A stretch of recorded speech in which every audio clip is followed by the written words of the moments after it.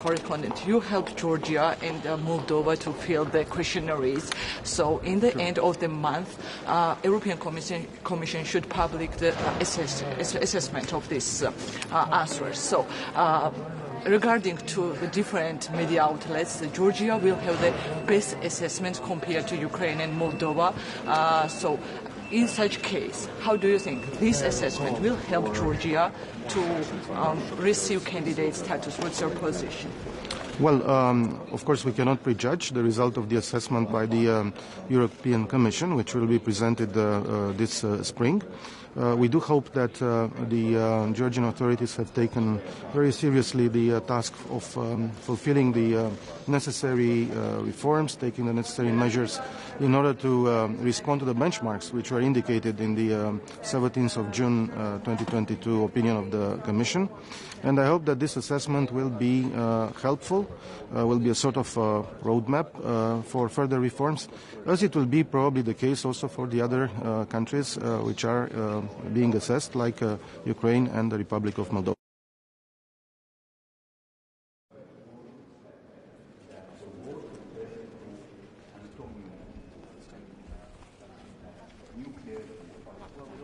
Good morning.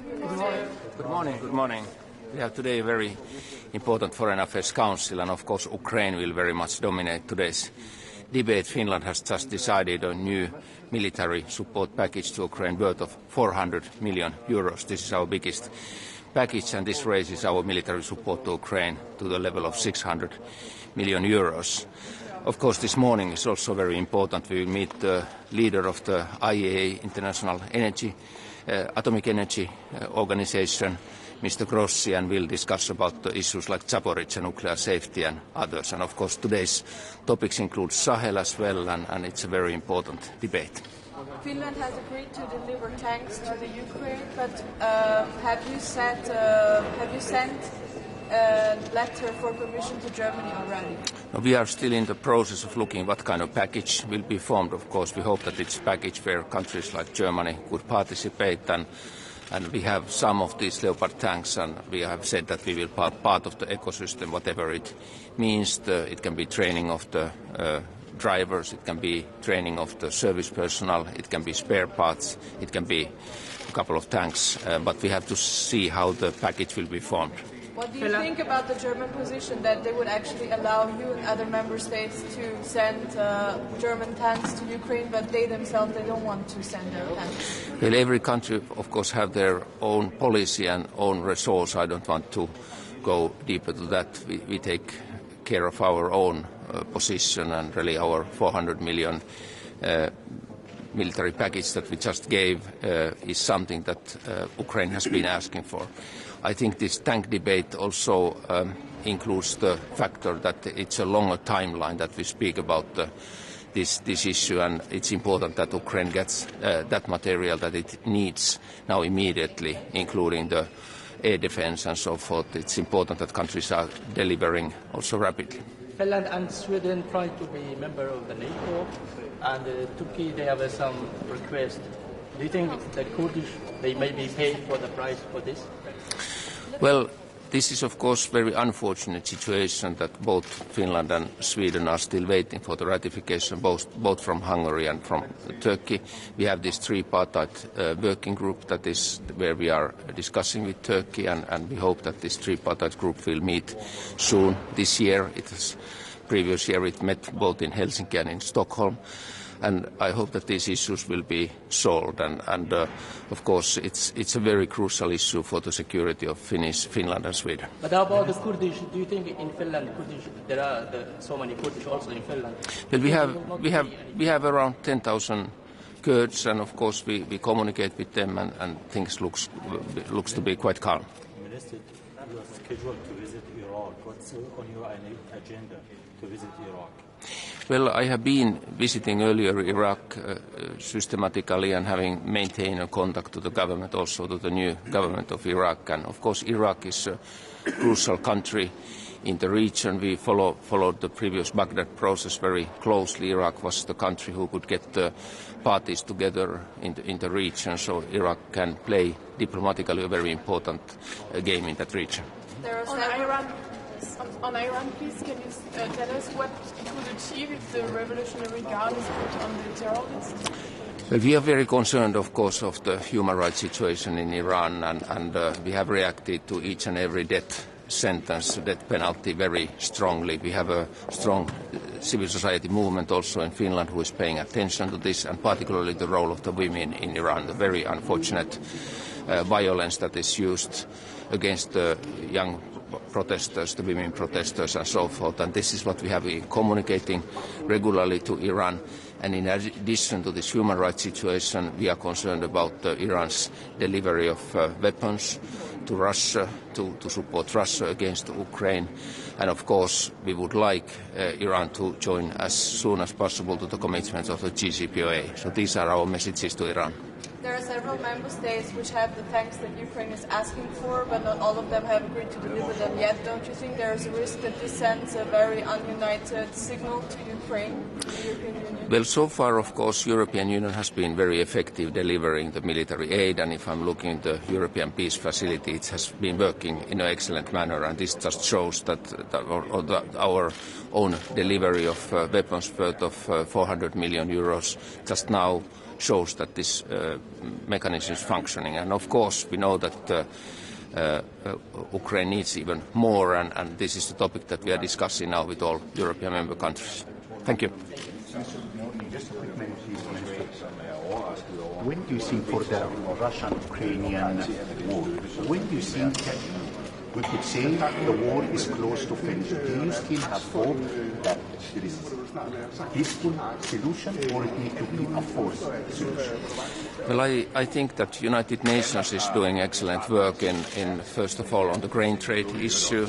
Secondly, the work that Mr. Grossi is doing on the nuclear safety issue around Zaporizhzhia and so forth. And of course, there has been this exchange of the prisoners, which has been helped by Turkey and so forth. So these are the small lights I can see in the end of the tunnel, but unfortunately this can be a long war. Giving a Leopard tank from Germany, don't you think that could change the situation or could turn it even to an atomic war? I think it's important that we give the resources to Ukraine to defend themselves, and I think they are acting according to the UN Charter, Article 51. They have been attacked. They defend themselves. They have been asking help from the international community. We are helping them until UN Security Council solves the problem.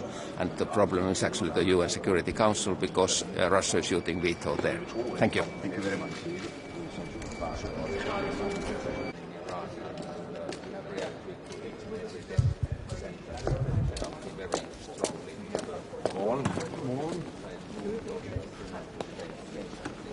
Minister Lars Løkke Rasmussen, et hovedtema på mødet i dag bliver Ukraine, krigen i Rusland.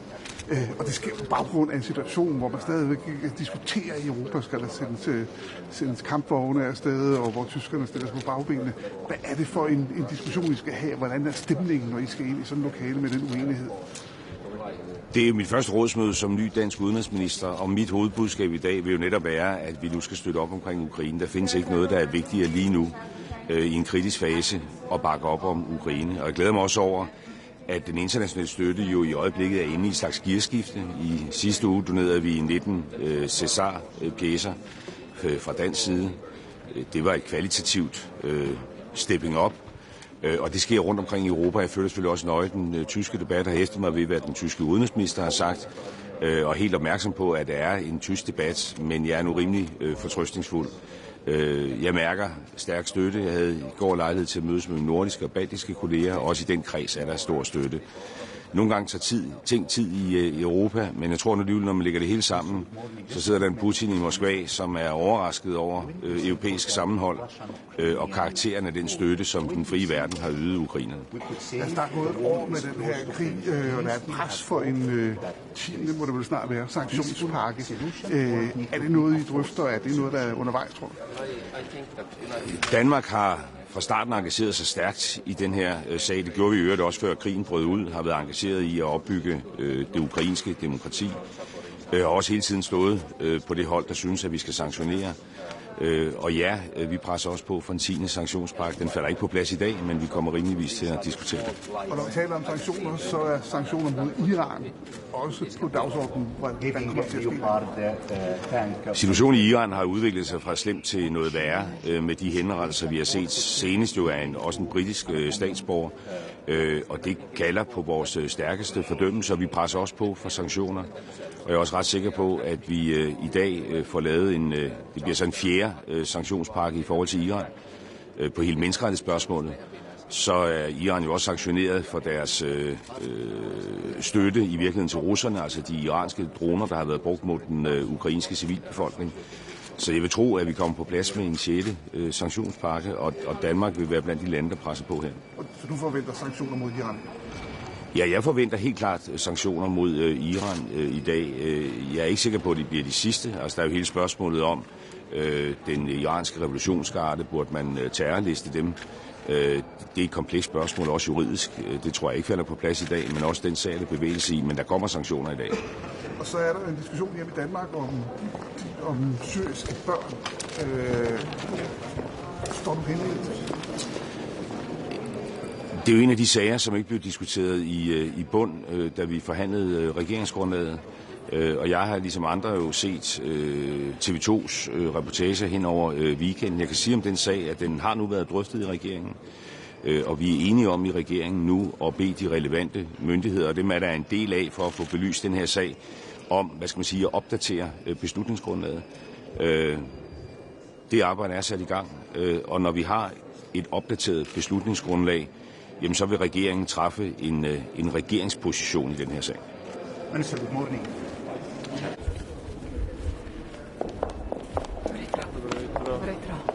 Krmilja po slovensko, ne? Ja, dobro jutro.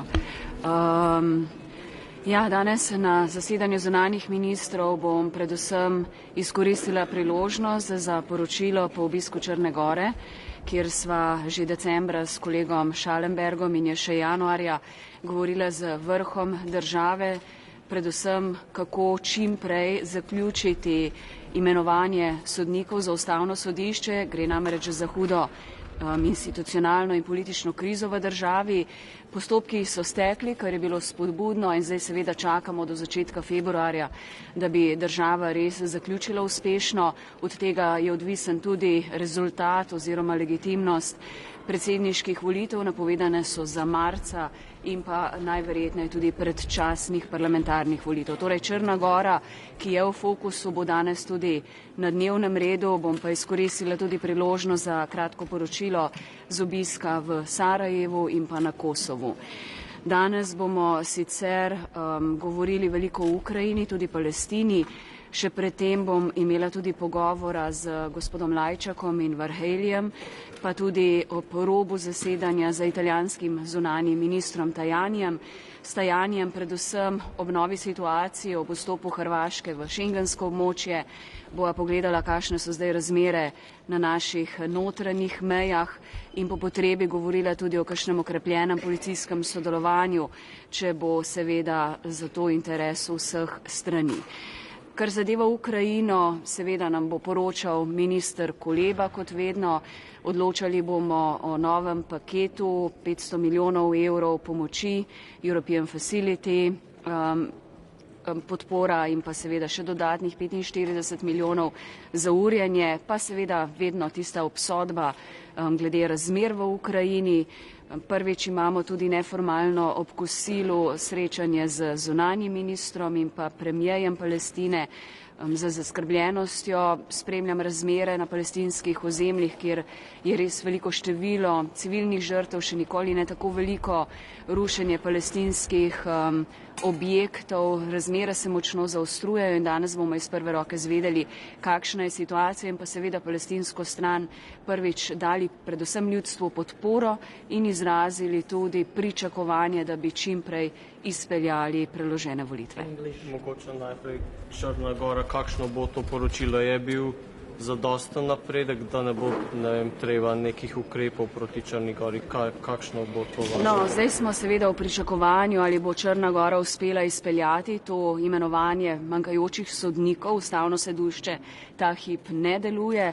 V začetku februarja upam, to je 6. poskus, če bi ta 6. poskus spodletel, je seveda velika nevarnost, da Črna Gora resno skrene s svoje evropske poti. Na to jo opozarjamo zaradi globoke politične krize, namreč brez ustavnega sodišča je težko si zamisliti primerne, pravične, poštene predsedniške in parlamentarne volitve, zato je ta poskus zdaj res ključen za napredek Črne Gore tudi na poti v Evropsko unijo.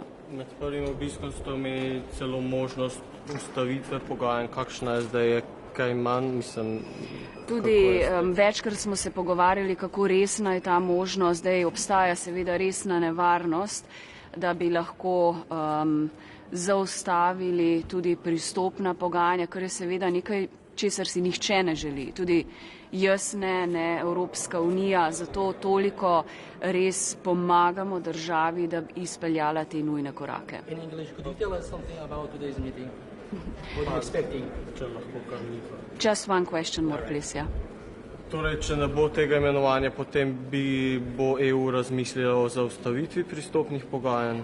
V tem trenutku ne želim govoriti o tem, ker je pričakovanje usmerjeno in postopki so stekli, imamo res veliko kandidatov, potekajo zaslišanja kandidatov za sodnike, presenetljivo, bistveno več jih je v tem krogu kot kadarkoli prej. To kaže na zavedanje v Črni Gori, da je treba ta korak izpolniti. Tako da zaenkrat ne govorimo o scenariju B, ker je pričakovanje, da Črna Gora res ta korak izpolni, tudi zato, ker so razpisane marca predsedniške volitve.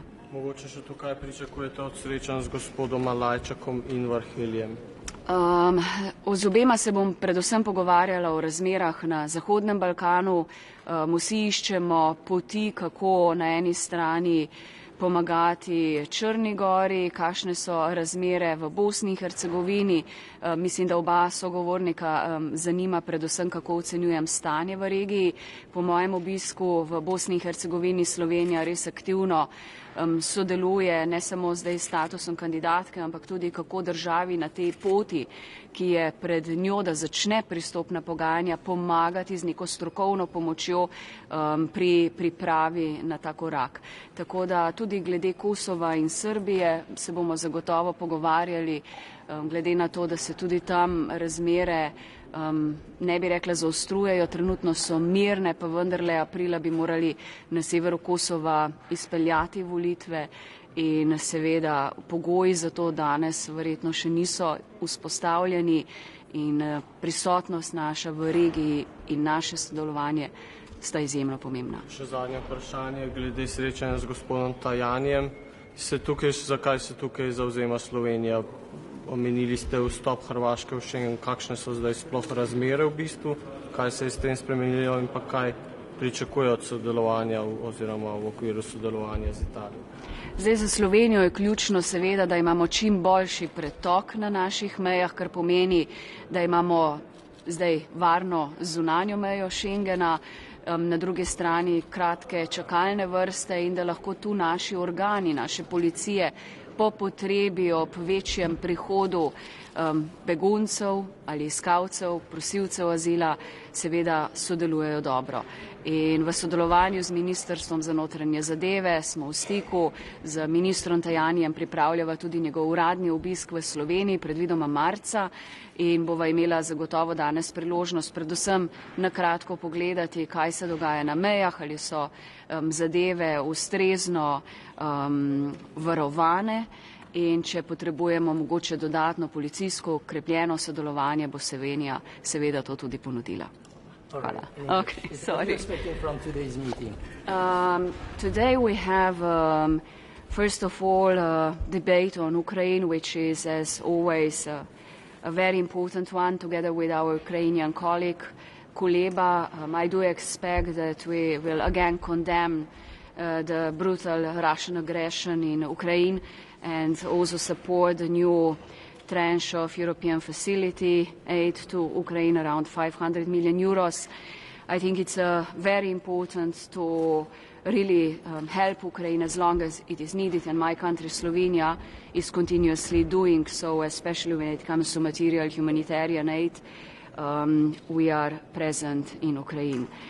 We will also have an informal discussion with the Palestinian Prime Minister, Foreign Minister. The situation is very worrying. We see a lot of civilian deaths, tensions in Palestinian territories, and we will certainly express our support to Palestinian people and encourage them to conduct the elections when possible. And also about Iran, you have a discussion. For me, as I'm coming from the region of the Western Balkans, it's very important that I will address the situation in Montenegro, where I was recently with my Austrian colleague, because the country is in a political and institutional crisis, and I was there together with my Austrian colleague and the mandate of Josep Borrell.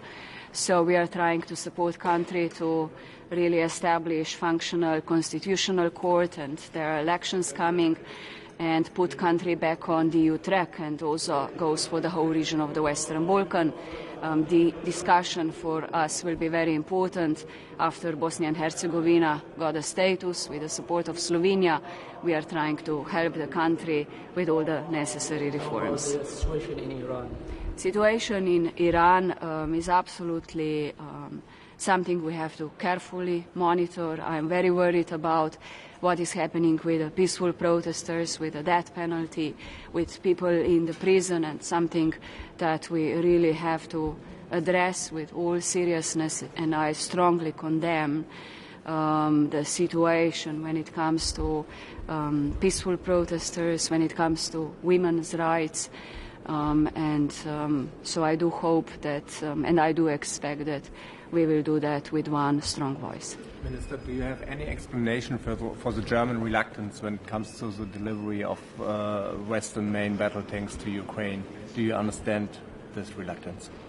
You know, I can just say that this is the question between Germany and the states that are holding these vehicles.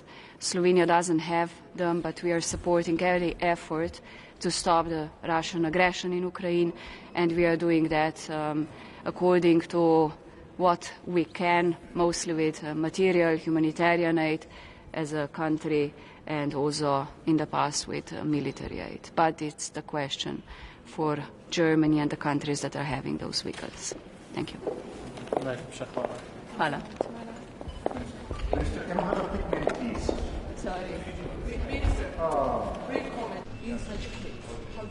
Today I will call for more sanctions on Russia, because we see that actually the aggression of Russia continues. We believe that some couple of weeks are going to be decisive, and definitely I think that myself, Latvia, and also other Baltic states will reiterate call on Germany to provide Leopard 2 battle tanks to Ukraine. I think that this is very important, that we have very strong military support to Ukraine.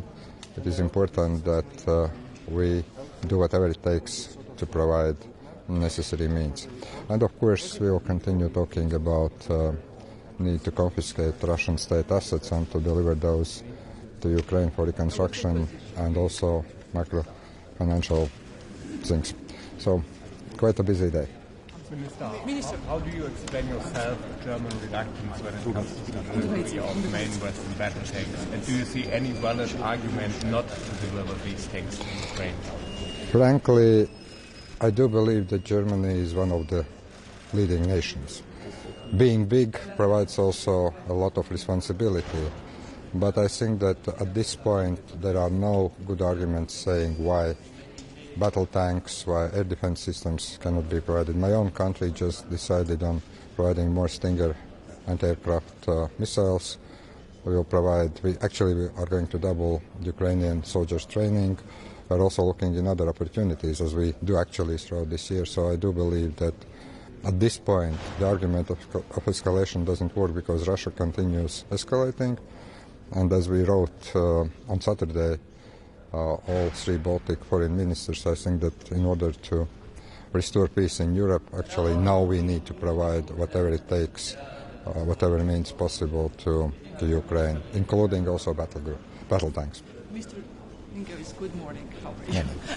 I want to ask you about the Georgia, Ukraine, and Moldova. They are waiting the assessment report from European Commission. Some media outlets are writing that Georgia will have the best assessment compared to Ukraine and Moldova. In such case, do you think this will be one step forward to receive candidate status?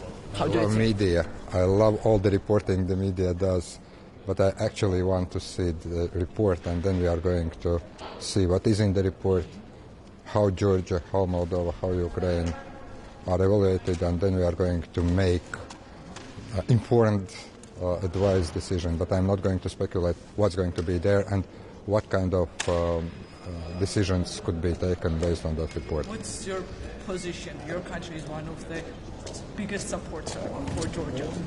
Do you think that country should receive candidate status? Well, there are many things that country must do.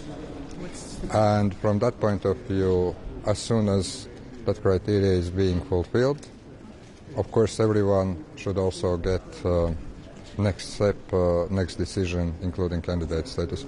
But let's face it, first of all, I want to see the report, I want to see the assessment, and then we can decide collectively as the Council how we are proceeding. Thank you so much. Mr. Mayor, I have a question. Former ex-Prime Minister of the Czech Republic, Andrej Babiš, and now the presidential candidate, yesterday said in a TV debate that in case of attack against NATO allies, namely Poland and the Baltics, he would not support sending troops to help. Could you please comment on this? Well, first of all, I'm a politician myself. I know what political campaigns are, what kind of statements hopefuls are making. But I just want to remind that it was the government led by Prime Minister Babiš who decided on support to the Baltic states and to Poland. Actually, we had the Czech troops in Latvia at some point. The Czech Air Force was patrolling Baltic airspace. So from that point of view, I do believe that the Czech Republic, if Article 5 is going to be activated, the Czech Republic will fulfill all the obligations and duties. And as far as I know, this is not only the President who decides, that's the government and the Parliament that decides.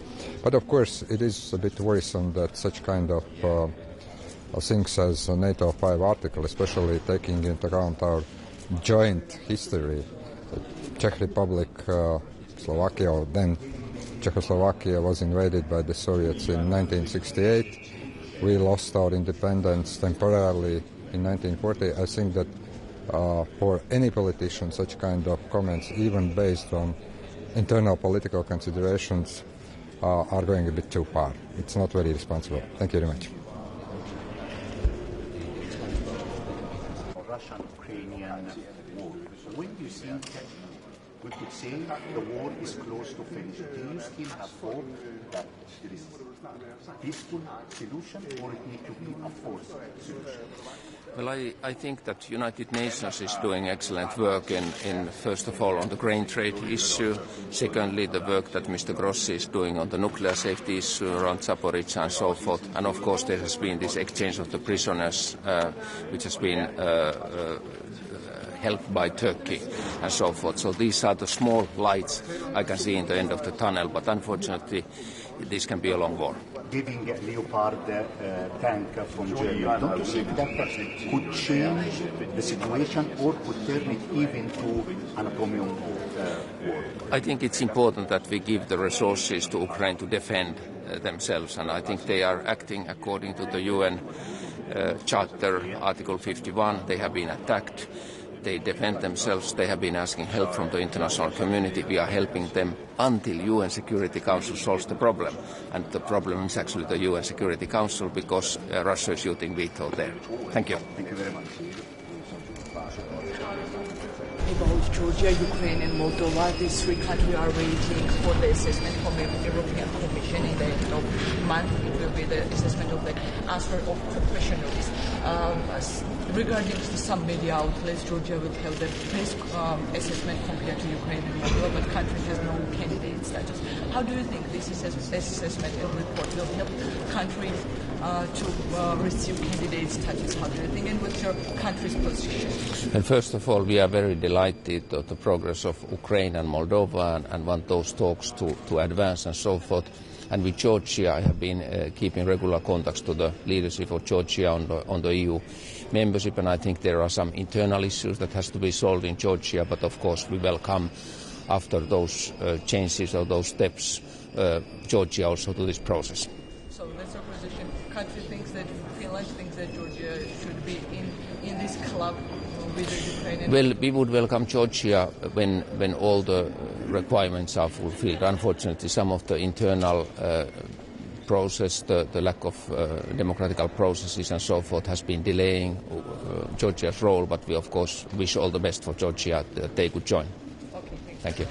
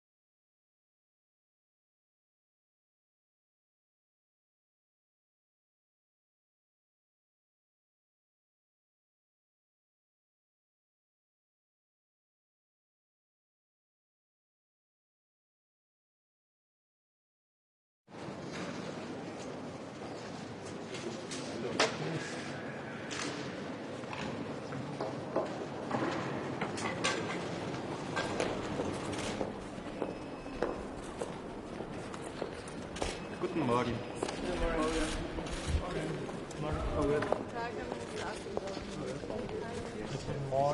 Morgen, morgen. Could you tell us something about today's meeting? Ja, also ich glaube, dass man zuerst wissen muss, dass Außenminister keine Panzer zur Verfügung haben, können auch nicht darüber entscheiden. Was wir also heute tun, ist, glaube ich, noch einmal versuchen, zu 27 eine Position zu haben, aufgebaut auf der Tatsache, dass wenn wir der Ukraine nicht helfen mit den Mitteln, die sie brauchen, dass dann der Krieg sehr schnell vorüber ist, dass Putin den Krieg gewinnt und dass er dann, glaube ich, weitergeht, die ganze Ukraine unter Kontrolle nimmt und vielleicht noch viele andere Länder rundherum. Das ist also ein sehr, sehr wichtiger Punkt. Ich muss jetzt sagen, weil ich ein wenig Deutsch verstehe und Deutsch lese, dass in Deutschland das ist in einer Demokratie üblich, sehr, sehr kontradiktorisch diskutiert wird, sehr hart diskutiert wird. Aus einer nicht-deutschen Sicht suche ich aber herauszuspüren, dass noch keiner der deutschen Regierung, weder der Bundeskanzler noch der Verteidigungsminister noch ein anderer Minister gesagt hat, er würde keine Leopard 2 liefern. Das ist das Erste. Das Zweite ist, wir wissen das, der Krieg ist jetzt 334 Tage, glaube ich, dass er angefangen hat, dass jede Entscheidung, eine schwerwiegende Entscheidung, immer Zeit gekostet hat. Ich bin zuversichtlich, dass dies ein Prozess ist, wo wir genau da landen, wo wir landen müssen, nämlich wenn die Russen eine Frühjahrsattacke starten, dass dann auch das gegebene Material zur Verfügung steht in der Ukraine, damit die Ukraine sich wehren kann. Wir sind noch nicht da, aber ich fühle mich auch ein wenig zu klein, um dem deutschen Kanzler zu sagen, was er machen soll. Ich glaube, der weiß ganz genau, so wie wir alle hier wissen, dass wenn man die Ukraine hier nicht so unterstützt, wie man sie könnte unterstützen, dass das eine große Entscheidung ist, eine große Responsabilität ist, Verantwortung ist. Andererseits ist es natürlich auch eine große Verantwortung, diesen Schritt zu tun. Da gibt es einen, der hat eine große Verantwortung darüber, und das müssen wir versuchen, zusammen hinzubekommen, als Alliierte in der Europäischen Union, aber auch darüber hinaus. So, ich glaube, heute ist eine wichtige Sitzung, wo eine Zwischenetappe. Sie wissen, dass wir weiter Hilfspakete zur Verfügung stellen, was wir heute entscheiden. Und wir dürfen bei dem ganzen komplizierten Konflikt in der Ukraine nicht den Iran vergessen. Und wir dürfen Afghanistan nicht vergessen. Und ich glaube, im Iran sind wir ja auch jetzt bereit, Entscheidungen zu treffen. Es ist das 4. Paket, das auf die Tagesordnung kommt. Wir stehen vor 2 Optionen, wo wir noch nicht uns juristisch und politisch einig sind. Aber das eine ist, diese Revolutionsgarden als Vereinigung, wenn ich so sagen darf, auf die Liste zu stellen. Dafür brauchen wir aber juristisch gesehen eine Entscheidung aus einem europäischen Land, das wir jetzt nicht haben noch, damit das hieb- und stichfest ist. Und das Zweite ist eben, die Revolutionsgarden zu sanktionieren, sie auf die Liste zu setzen. Das ist der Prozess, der im Begriff ist, mit natürlich allen Konsequenzen, die das begreift. Aber ich glaube, wir sind im Iran an einem Punkt angekommen, wo jede durchgreifende, schwerwiegende Sanktion gerechtfertigt ist, wie der Iran mit seinen Menschen umgeht. So. Ja, Sie wollen kurz eine Frage zu den Panzern nochmal. Ja. Ist das recht richtig, dass Sie schon eher als befürworten würden, wenn man jetzt sich schnell für die Lieferung von Leopard-Panzern in die Ukraine entscheidet? Ja, also es ist ja so, dass wir eine Flotte brauchen von 300 Panzern. Es geht ja nicht, dass man 20 Panzer aus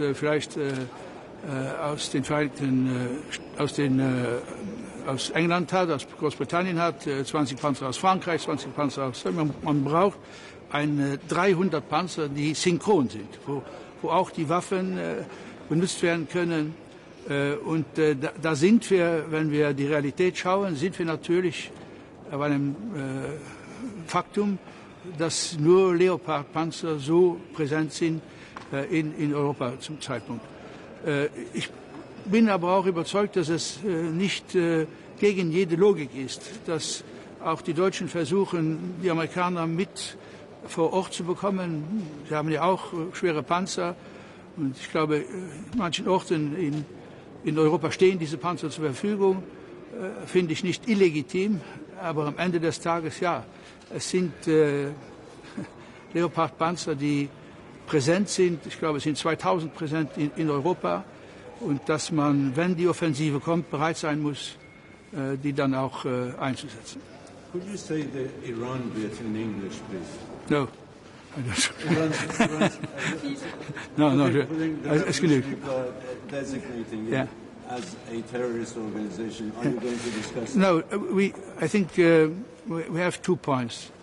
Revolutionary Guards on the list with all the consequences. But here we need a decision of one of our countries that they are terrorists. You see, in one of the 27 countries we need a decision that they committed terrorist acts in one of the European countries. Because this is the judicial point of view, and then on the other side we have the political. Here I think we have to be correct, and we don't have to go away when immediately after the European Court of Justice will say, no, this is not possible to do. And then on the second possibility is to put them on the sanction list. And here we are in discussion. You know that we have a 4th package today, where more than 50 peoples are on the list, revolutionary guards, but also others, and also a certain number of entities, of companies and so on. Okay. Thank you very much. I know that Ukraine will be the top priority for the European Union, also for you. So, but over the past several months, there are so many Daesh activity in Iraq and Kurdistan region. So, are you worried about that? Yes, we are not only worried about what is happening in Iraq, many other places in the world. I think today we will speak also about Venezuela, we will speak about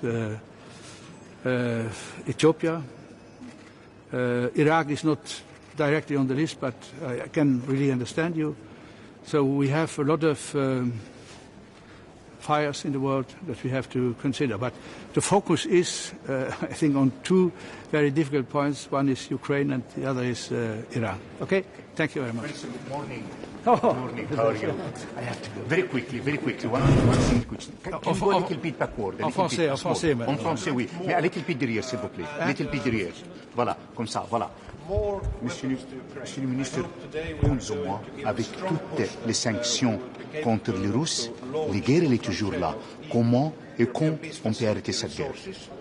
Oui. Donc, je ne pense pas qu'on arrête la guerre en ne pas offrant des armes spécifiques pour se défendre aux Ukrainiens. Si on arrête à mettre à disposition de l'Ukraine des armes, la guerre sera finie. Mais sous quelles conditions?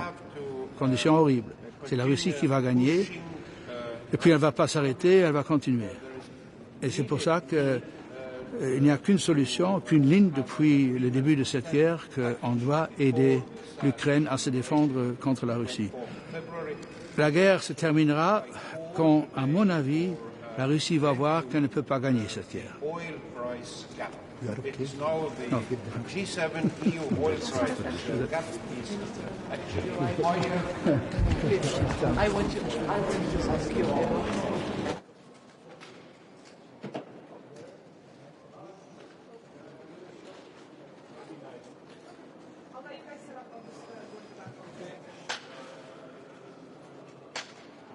I have to go very quickly.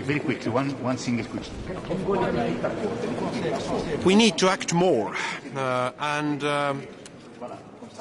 more weapons to Ukraine. I hope today we are going to give a strong push that we will be capable to launch new tranche of European Peace Facility resources, 500 million.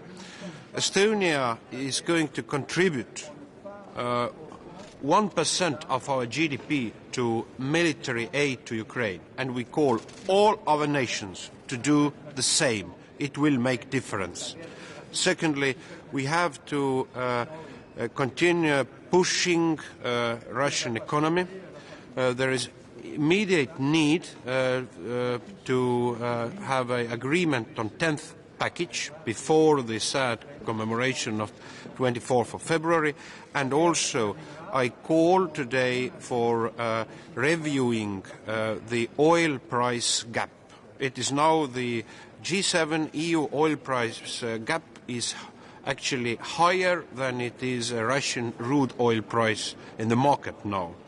And also the European Union needs to give a strong, a vocal support to President Zelensky's 10-point peace plan.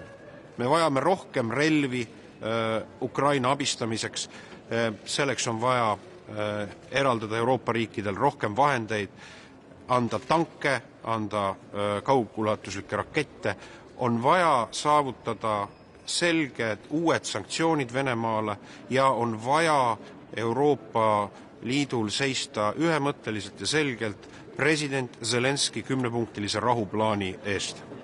Minister, what is your message to your colleague Mrs. Baerbock from Germany, who said yesterday that she's willing to grant the export to countries such as Poland when there will be a request to deliver them to Ukraine? Well, I think the intent of Poland is steadfast to deliver, and well, I welcome my colleague's approach. We are going today to discuss it also, and let me be clear that Germany is an engine of Europe, the biggest partner in the European Union, and it creates also a particular responsibility. And I hope that there will be not a certain ambivalency, a purgatorium on that decision which is on the air, but we will have to act immediately. It's the same case we remember from the last spring and summer fall around whether to give Western artillery to Ukraine. You remember it. Also the hesitance might turn to whatever escalative developments in the war and so on. It interfered. So the Russians will continue to verbally terrorize and frighten, making an attempt to frighten us. Whatever by conventional military aid means we are doing, it will continue, but we need to do what is our obligation in the context of genocidal war.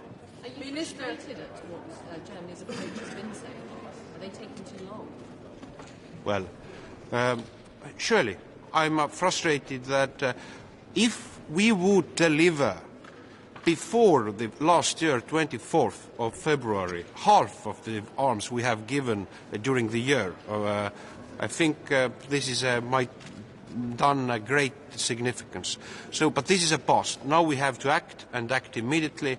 And this is not just a German case, this is also about long-range missiles, this is about additional air defense systems and many other elements with what needs to be done immediately, because Russians are preparing for the large-scale counter-offensive. And we need to give to Ukrainian people a shield, but also a sword to liberate the territory. Minister, what do you think about the approach of Germany that they grant other member states the export of tanks to Ukraine, but they themselves are very reluctant to themselves export their Leopard tanks? I will encourage them to do to give a certain to pass a political decision, and the Estonian pledge is 1% of GDP, and to do it. We remember. I welcome the decision on Marders. But I remember the debates on Marders and whether by logistical means these could be delivered from the last, I think, June. So we need to act. And so this approach that we are giving to Ukraine as much as weapons as needed, that they will not lose the war, is irrelevant. We need to invest to the Ukrainian victory. That should be our political intent. Minister, Germany has suggested a hybrid tribunal to hold Russia accountable for the crime of aggression. Do you agree with this approach, although it won't hold Putin accountable? I welcome that Germany joins also as particular core network on accountability where the like-minded countries are, as also the France, and I think that the tribunal is a must to create, to take Putin and the top military political leadership of Russia into account, to create accountability. And I think the international treaty on creating that tribunal, that it will be international intention, I would prefer that solution, but I think all the options are legitimate to keep on the table. Thank you. Well, there's only one Moldova and Georgia. In the end of month, European Commission should publish the assessment of these three countries. Some media outlets are writing that Georgia will have the best assessment compared to Ukraine and Moldova. The country has no candidate status. So what's your position of your country? What thinks Estonia? Should this report help country to receive candidate status? Yes, surely. All these decisions should be made on the objective criteria based, and Estonia has and will be a devoted supporter of all these countries. You referred accession to European Union when they fulfill the criteria, and I very much would like to see that we are making a political achievement during the course of this year. So, do you think that country should, this decision should be based on clear criteria? Because assessment is important for EU, and when you are discussing for future members of EU, they should be on the level of some important international law. Yeah? So if Georgia is good enough for this criteria, should be guaranteed candidate status. How do you think? Yes, if Georgia fulfills the criteria, including also the Copenhagen criteria on political and democracy level criteria, then I think there is no any kind of excuses to make steps further by the side of European Union. Thank you. Minister, I have a question. The Czech presidential candidate and former Prime Minister Andrej Babiš yesterday said in a TV debate that in case of an attack against NATO allies, namely Poland and the Baltics, he would not support sending Czech troops to help them, and he would, in effect, breach the Article 5. Would you please comment on this? I think it's, in the current situation, the worst example of, letting domestic political situation where there are before the presidential elections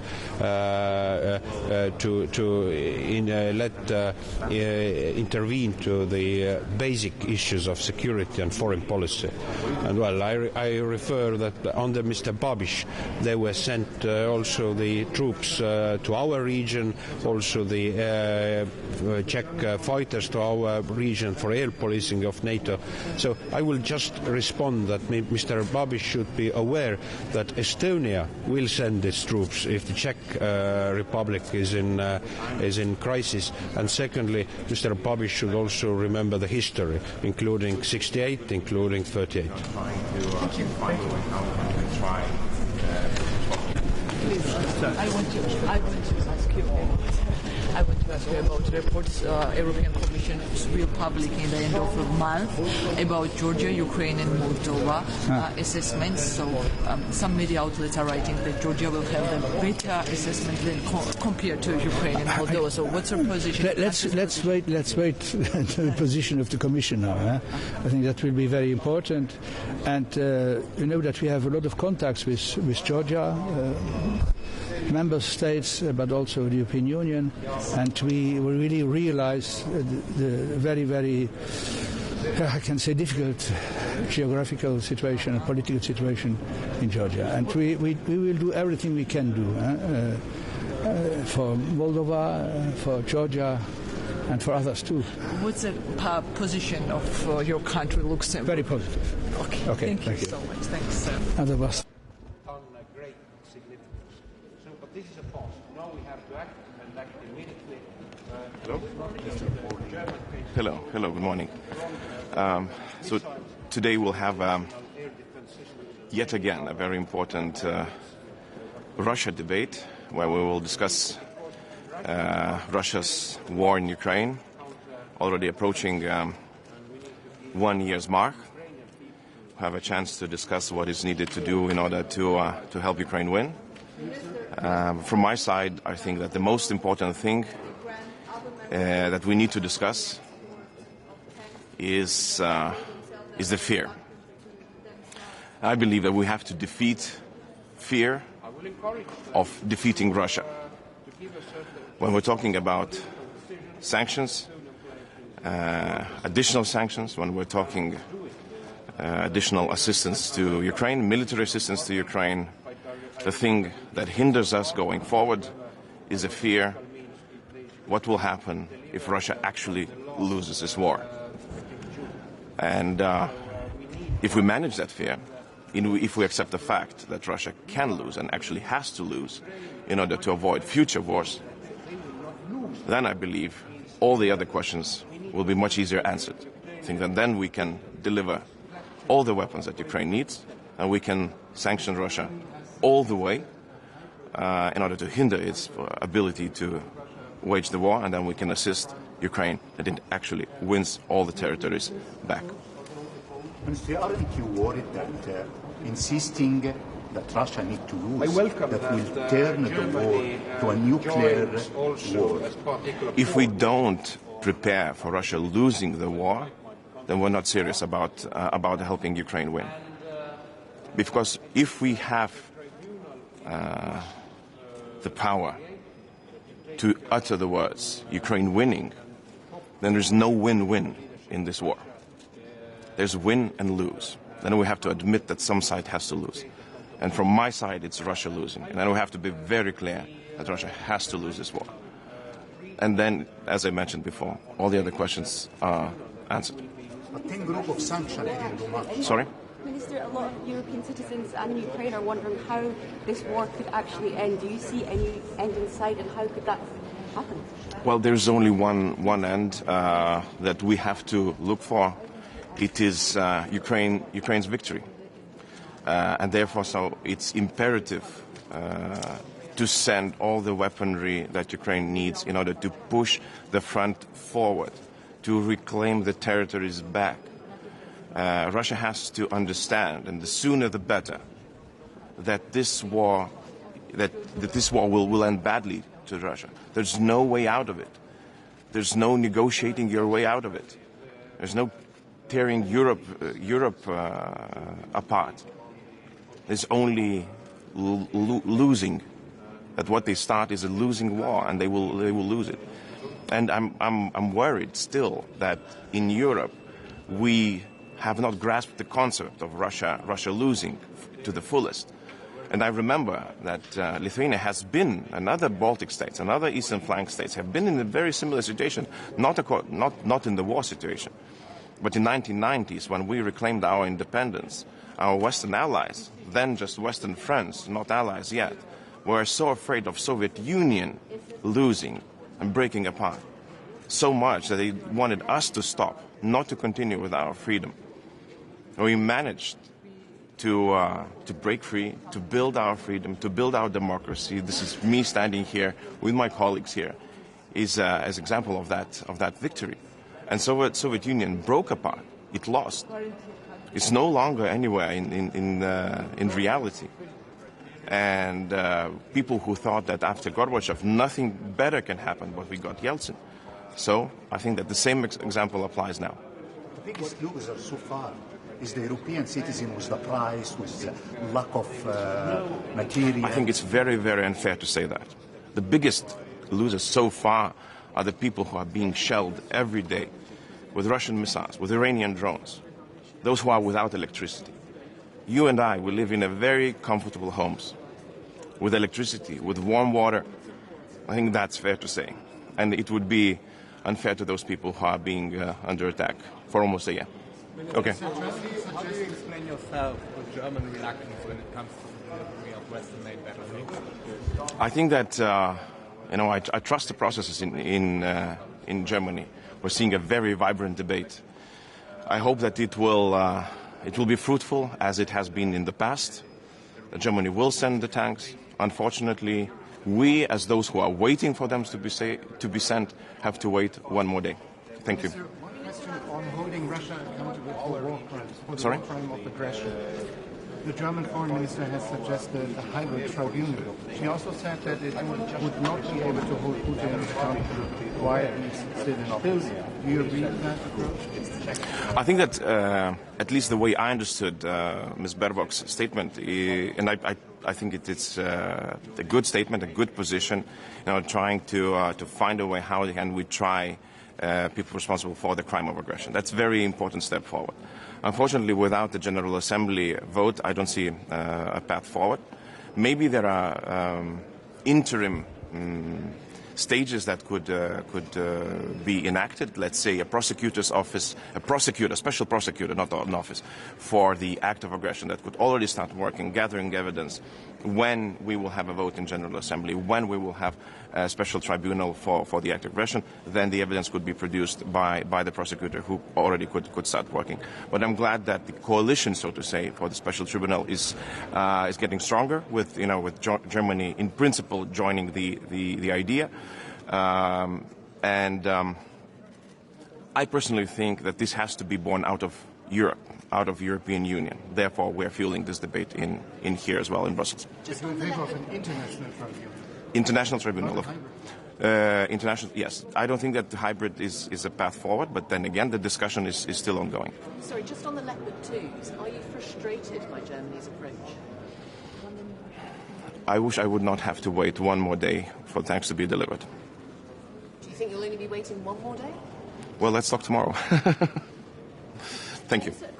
We have a question from Czech Prime Minister Andrej Babiš has said in a TV debate yesterday that yes. If Baltics or Poland are attacked by Russia, he, as President of the Czech Republic, would not send troops in help for the attacked countries. So, in a way, breaching Article number 5 of the Washington Treaty. What do you have to say to that? What would be your comment on it? Well, I would comment only one thing to the Czech people, to our very, very good friends in Czechia, that if ever Czech freedom, sovereignty or territorial integrity would be challenged by an outside force, Lithuanians would stand shoulder to shoulder with Czech people. Thank you. The European Commission will publish at the end of the month. It will be assessment Georgia, Ukraine and Moldova, how they did their job about questionnaire. And some outlets are writing that Georgia will have the better assessment compared to Ukraine and Moldova. So do you think this report will help the country to move forward and get candidate status? We're always saying that the path towards European Union is an objective one. That means that there have to be objective steps taken, reforms implemented, so that the country move ahead. If that is the assessment, I think that would definitely help Georgia go ahead. Your country is one of the biggest supporters of the country. So what's your personal and country's position? Should Georgia get candidate status? Because we are in the same club with Ukraine and Moldova. We are three association countries. They have status. We know. I can tell you, Lithuanian position. It is that we are very keen on seeing how the country aligns itself with the foreign policy of the European Union. And in some cases, Georgia has not done everything as we know.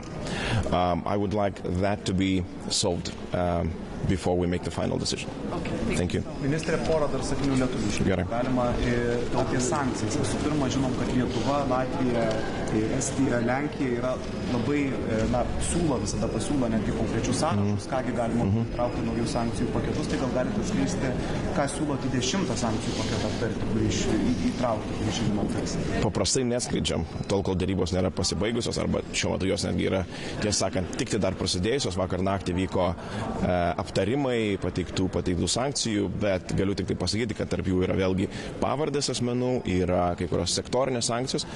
Tai nebereikia, sakyčiau, tikėtis labai didelių žingsnių. Dėl to, kad matom, kad procesas vis sudėtingėja, bet nepaisant to, nuolat tą kartelę šiek tiek stumiam pirmyn. Man asmeniškai yra svarbu, kad būtų grįžta prie diskusijos, kuri jau buvo ir anksčiau, tai dėl Rosatomo. Manau, kad tikrai tai yra viena iš, ir kaip ir sektorius, netgi visos atominės energetikos sektorius arba jos pagrindinė įmonė Rosatomas tikrai gali būti sankcionuojami. Ir tikiuosi, kad nevengsim to pokalbio, kuris keli etapai jau yra uždaryti, bet aš tikiuosi, kad mes toliau galime tą patį diskutuoti ir atrasti sutarimą.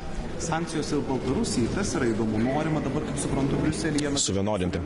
Taip, yra siekis suvienodinti sankcijas. Lietuva taip pat palaiko šitą procesą. Manau, kad yra teisinga, dėl to, kad galime išvelgti tam tikras tendencijas, kai sankcijos yra galimai bandoma apeiti, pasinaudojant būtent tam tikromis išimtimis, kurios dar yra taikomos Baltarusijai. Dėl to suvienodinimas sankcijų iš esmės uždarytų kelius per Baltarusiją prekiam pasiekti Rusiją. Dėl 500 milijonų paramos Ukrainai ginklais iš European Peace Facility, kaip suprantu, sunkus klausimas. Sunkus klausimas, šitas šiandien taip pat bus sunki diskusija. Pažymėtina, kad jinai yra šiuo atveju jau ne teisinė, ne kokia, neieškant kokių nors teisinių argumentų, tai yra grinai politinė diskusija. Dežavų tam tikras. Tam tikras dežavų, kuris kartojasi praktiškai kiekvieną tarybą. Ir ministrė, paskutinis klausimas dėl tankų. Ukrainai vakar Annalena Baerbock dar kartą pakartojo, kad netrukdys Lenkijai ir kitoms šalims suteikti tankus Ukrainai, jeigu jos vokiškus tankus perduoti Ukrainai. Ar to pakanka? Aš nesu dalyvis Vokietijos vyriausybėje vykstančio debato.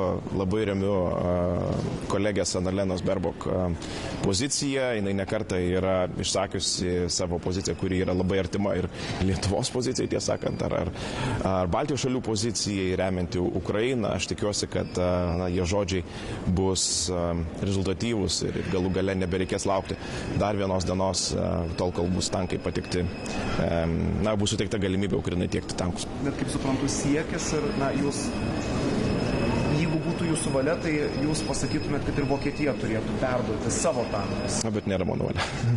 Ačiū.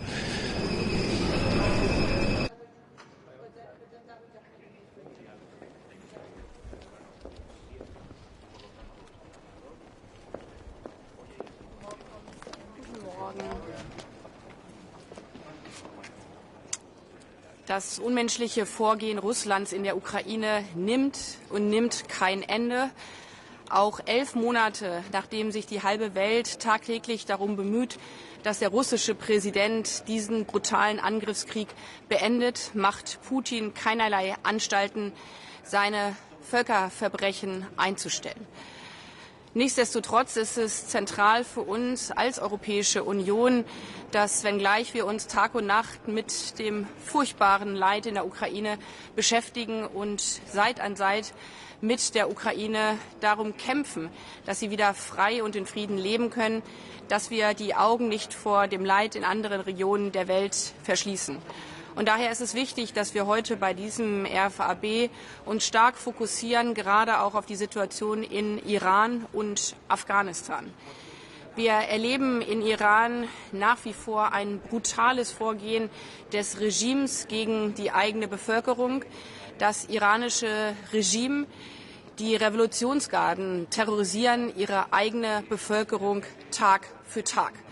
Daher ist es wichtig, dass wir heute hier ein 4. Sanktionsregime gegen das iranische Regime und insbesondere auch gegen die Revolutionsgarden auf den Weg bringen. Damit machen wir deutlich, wir stehen an der Seite der mutigen Menschen in Iran und wir verurteilen aufs Schärfste die Terrorisierung der eigenen Bevölkerung.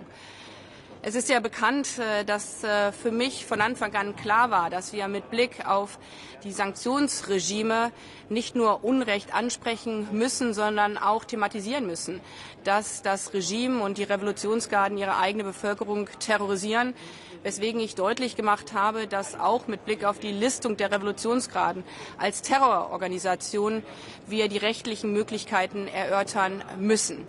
Da das mehr als komplex ist, haben wir die Listung innerhalb des Menschenrechtsregimes vorgenommen gegenüber den Revolutionsgarden. Ohnehin haben wir die Sanktionen ja unter dem Massenvernichtungswaffenregime auch gegenüber den Revolutionsgarden bereits gelistet. Aber ich begrüße sehr, dass jetzt auch die EU-Kommissionspräsidentin deutlich gemacht hat, dass wir prüfen müssen, inwieweit die Revolutionsgarden auch unter dem Terrorregime gelistet werden können. Und wir haben daher von Seiten Deutschlands auch mit anderen Ländern, Frankreich und den Niederlanden, für den heutigen Rat noch einmal deutlich gemacht, dass wir es begrüßen, wenn die europäische Ebene die rechtlichen Möglichkeiten noch einmal klar und deutlich mit Blick auf die Listung der Revolutionsgarden als Terrororganisation erodiert. Zugleich sehen wir, dass auch in Afghanistan die Situation für die Menschen, insbesondere für die Frauen, mehr als katastrophal ist. Die Taliban nehmen die gesamte afghanische Bevölkerung in Geiselhaft, insbesondere Frauen. Man kann sich das in Europa, glaube ich, gar nicht richtig vorstellen, was es bedeutet, wenn man als Frau nicht mehr rausgehen kann, wenn man nicht mehr in den Park gehen kann, wenn man sich komplett verhüllen muss, wenn man nicht mehr arbeiten kann, wenn man nicht einfach seine Kinder von der Schule abholen kann, wenn man sich nicht in einen Bus setzen kann und in den Nachbarort fahren kann. Das bedeutet, man ist im eigenen Zuhause eingesperrt. Und so brutal das Vorgehen der Taliban ist, zeigt sich auch dort, dass es offensichtlich keine Grenzen kennt. Mit dem verschärften Arbeitsverbot mit Blick auf Frauen, gerade auch in Zusammenhang mit internationaler Hilfe, verunmöglichen die Taliban durch das Arbeitsverbot für Frauen, dass internationale Hilfe ins Land kommen kann. Die Taliban verunmöglichen internationale Hilfe für ihre eigene Bevölkerung.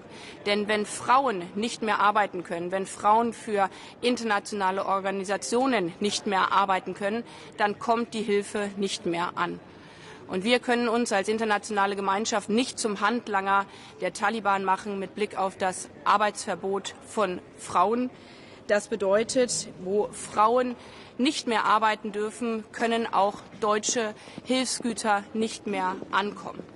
Es ist brutal zu sehen, dass die Taliban damit Millionen von Menschen mit Blick auf die Unterstützung von der internationalen Unterstützung abkappen. Aber ohne Frauen in diesen Bereichen wird die internationale Hilfe nicht mehr funktionieren können. Und dafür sind die Taliban verantwortlich.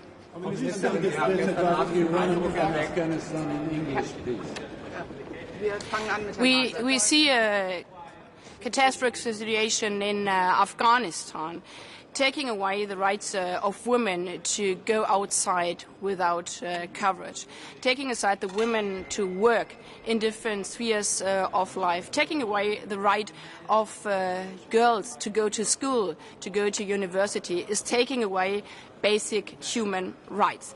And the international community cannot support this method. If Taliban is not allowing international actors to work together with women, this means in reality that international support cannot be delivered to the people of Afghanistan. So the Taliban are taking away the possibility of international aid for the people of Afghanistan. So we call on them to keep the access open for women to work, for girls to go to school and to university, because these are fundamental human rights. Frau Ministerin, Sie haben gestern Abend den Eindruck erweckt, dass Deutschland einer Lieferung von Leopard 2 Panzern an die Ukraine zustimmen würden. Sollten das andere europäische Staaten beantragen? Haben Sie dort für die Bundesregierung gesprochen? Wäre es wirklich so, dass wenn ein Antrag kommen würde, die Bundesregierung innerhalb kürzester Zeit sagen würde, diese Panzer dürfen an die Ukraine geliefert werden? Jeder, der auf die Ukraine schaut, der sieht, dass in den letzten Tagen die gesamte Karte der Ukraine rot gefärbt war, nämlich mit Blick auf die Warnung von Raketenbeschuss. Das heißt, das ganze Land ist unter Angriff des russischen Regimes, und es verdeutlicht, dass Putin auch 11 Monate nach dem Beginn des brutalen russischen Angriffskriegs von seinem mörderischen Plan, die Ukraine zu vernichten, nicht abgewichen ist. Und deswegen ist es so wichtig, dass wir als internationale Gemeinschaft alles dafür tun, die Ukraine zu verteidigen, damit die Ukraine gewinnt, wieder in Frieden und Freiheit zu leben. Denn wenn sie diesen Krieg verliert, dann gibt es keine Ukraine mehr. Und deswegen ist es so wichtig, dass wir als internationale Partner gemeinsam vorgehen bei der Unterstützung und dem Recht auf Selbstverteidigung der Ukraine. Vielen Dank.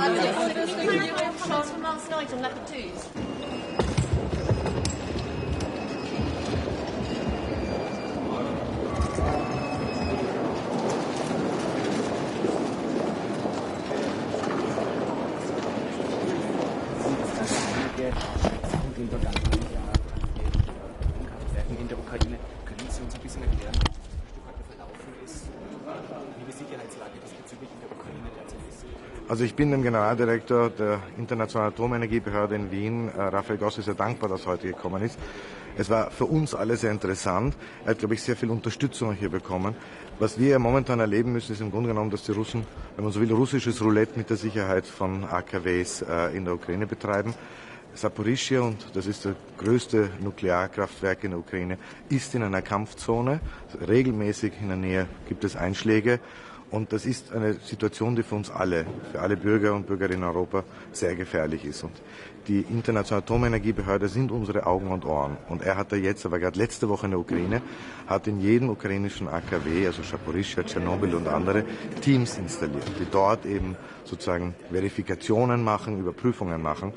Und ich glaube, das wesentliche Ziel muss sein, dass wir so rasch wie möglich Schutzzonen einrichten, um jedes umstrittene AKW, weil wir müssen damit rechnen, dass es im Frühjahr oder am Ende des Winters wieder zu verstärkten Militäroperationen in der Region kommt. Und da brauchen wir wie ein bisschen Brot eine Schutzzone. Das geht nicht nur um die Sicherheit der Ukraine selber, sondern unser aller Sicherheit. Atomenergiebehörde, es wird heute auch ein Sanktionspaket gegen den Iran beschlossen, ein viertes, bereits ein fünftes wird bereits gefordert, auch dass die Revolutionsgarden, das Recht nicht so einfach ist, auf die Sanktionsliste kommen. Wie stehen Sie zu dieser Diskussion? Sollte es auch weiterhin neue Sanktionen geben und ist damit das Wiener Atomabkommen eigentlich endgültig gescheitert? Also ich unterstütze natürlich die Sanktionen. Es ist jetzt das 4. Mal, dass wir im Rat Sanktionen gegen den Iran erlassen. Ich bedauere das. Ich hatte ja die Hoffnung gehabt, dass wir den Iran über das Wiener Atomabkommen wieder zurück, wenn man so will, an den Tisch führen können, der internationalen Gemeinschaft. Momentan ist aber das Regime in Teheran auf Kollisionskurs mit uns, der internationalen Gemeinschaft, aber auch im Kollisionskurs mit den eigenen Menschen im Land, wo sie hier versuchen, mit aller Brutalität diese zivilgesellschaftliche Bewegung niederzuschlagen. Und es ist daher richtig und notwendig, dass wir von europäischer Seite nicht zuschauen, sondern hier klare Maßnahmen setzen. Sie haben die Revolutionsgarden angesprochen. In Wirklichkeit stehen die Revolutionsgarden ja schon seit 2010 unter einem Sanktionsregime. Hier können wir uns weitere Schritte überlegen. De facto haben wir natürlich die Spitzen der Revolutionsgarden schon auf Sanktionen. Heute werden 37 neue Personen und Entitäten auf die Sanktionsliste der Europäischen Union gestellt. Und diese Maßnahmen werden auch weitersetzen. Wir müssen leider Gottes die Daumenschrauben weiterhin anziehen, solange der Iran indirekt an Kriegsverbrechen teilnimmt, indem er Drohnen und eventuell, heißt es auch, vielleicht Raketen liefert an Russland und solange sie mit derartiger Brutalität gegen die eigenen Menschen vorgehen. Ein Thema, das heute viele beschäftigt, sind potenzielle Panzerlieferungen an die Ukraine, etwas, was sich die Ukraine ja seit langem wünscht. Sie haben sich in der Vergangenheit immer skeptisch gezeigt bezüglich Angriffswaffenlieferungen auch von Drittstaaten an die Ukraine. Hat sich daran etwas geändert? Sollten EU-Länder wie Österreich Leopard 2 Panzer zum Beispiel an die Ukraine? Ich glaube, es ist ein Unterschied. Ich habe mich nie skeptisch gezeigt, sondern immer nur gesagt, wir Österreich als neutrales Land können uns daran nicht beteiligen, blockieren aber nie anderes. Genauso wie bei der Europäischen Friedensfazilität, da verwenden wir für den Teil, wo es um Lieferungen von letalem Kriegsgerät geht, beteiligen uns nicht, sondern verwenden das Instrument der konstruktiven Enthaltung, hindern aber die anderen Staaten nicht voranzugehen. Das ist eine Linie, die wir teilen auch mit anderen neutralen Staaten innerhalb der Europäischen Union. Was jetzt Panzerlieferungen betrifft, wir verfolgen diese Debatte natürlich sehr aufmerksam. Ich glaube, nachdem Österreich selber kein Kriegsmaterial liefert, sind hier Zurufe aus unserer Seite eigentlich überflüssig. Ich glaube, die Staaten, die betroffen sind, werden diese Entscheidung schon treffen. Und es gab aber durchaus interessante Bewegungen, auch jetzt beim Élysée-Treffen, wenn ich so sagen darf, zwischen Deutschland und Frankreich. Es soll eine neue Beobachtermission nach Armenien geschickt werden. Sie sich vorstellen, dass Österreich daran mithalten? Also wir unterstützen das sehr. Wir sind ja auch schon in Georgien und ich glaube, dass es sehr wichtig ist, dass wir hier diese Mission nicht nur politisch unterstützen, sondern auch physisch, dass wir da uns beteiligen. Die Endentscheidung ist noch nicht gefallen, aber ich glaube, es ist sehr wichtig, dass die Europäische Union jetzt einen Fuß sozusagen am Boden hat und dort ein Engagement zeigt. Auch das wieder eine Krise. Da dürfen wir nicht die Krisenlösung Moskau überlassen. Ukraine and Iran will be top priority from today's meeting, but in the Middle East, there were so many Daesh activity over the past several months.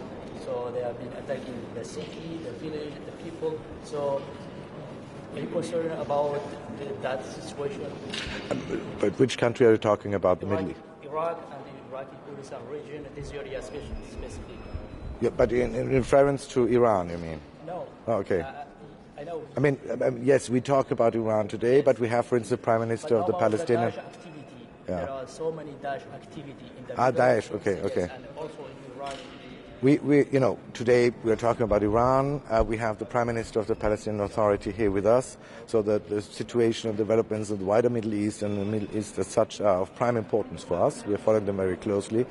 And this is something which concerns our own security. And you know that Austria, for instance, is part of the coalition against Daesh, and that we cannot look the other way. Daesh is still a threat, not only in the Middle East, but also in West Africa and East Africa, under different affiliations. And this is something we have to have a very close look, because we don't want to be, again, very negatively surprised by suddenly having the hydra of Daesh showing its face elsewhere.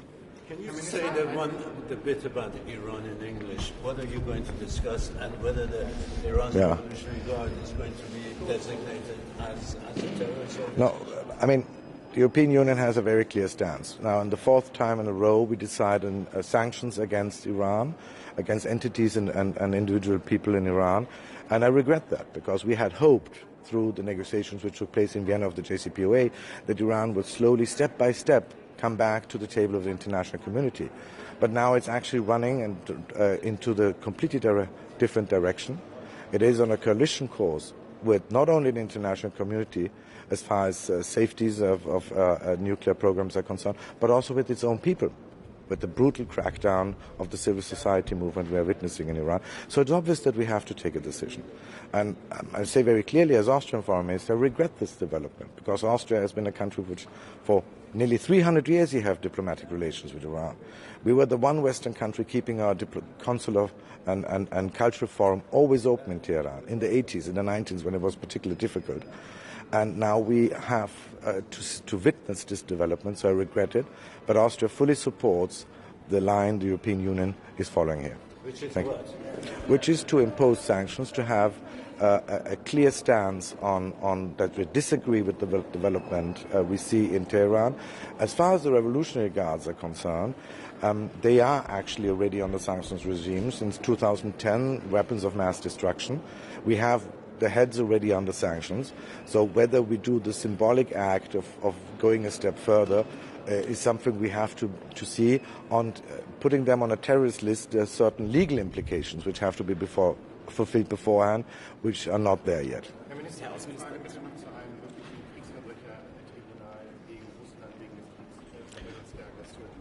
Also ich glaube, es ist sehr essentiell, und das ist für uns, glaube ich, als Europäische Union ein ganz wesentlicher Punkt. Es muss die Verantwortlichkeit am Ende sichergestellt werden. Wir haben hier es mit einer der gröbsten Verletzungen der UN-Charta der letzten Jahrzehnte zu tun. Von einem Staat, der ständiges Mitglied des UNO-Sicherheitsrates ist, der die größte Atommacht auf diesem Planeten ist, die hier noch dazu nukleare sozusagen Blackmail betreibt, Drohungen. Wir haben in Wien die Untersuchungskommission des Menschenrechtsrates, die wir sehr unterstützen. Wir unterstützen auch natürlich die Arbeit des Internationalen Strafgerichtshofs durch Personal und finanziell. Also hier muss Rechenschaft gegeben werden. Ob ein eigenes Sondertribunal sozusagen die Lösung ist, ich bin offen, nur es ist eine Frage auch der Zeit. Also es muss das Personal, die Finanzierung, die Räumlichkeiten und so weiter alles sichergestellt werden. Und mir ist schon wichtig, dass wir nicht die bestehenden gerichtlichen Instanzen, die wir haben, wie den Internationalen Strafgerichtshof, wie den Internationalen Gerichtshof, irgendwie sozusagen mit einem Fragezeichen versehen. Ja, offen.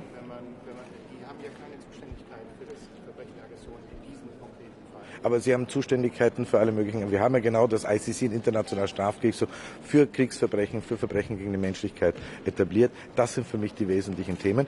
Ich stehe offen gegenüber der Idee eines Sondertribunals, nur sozusagen, wie man auf Englisch sagt, time is of the essence.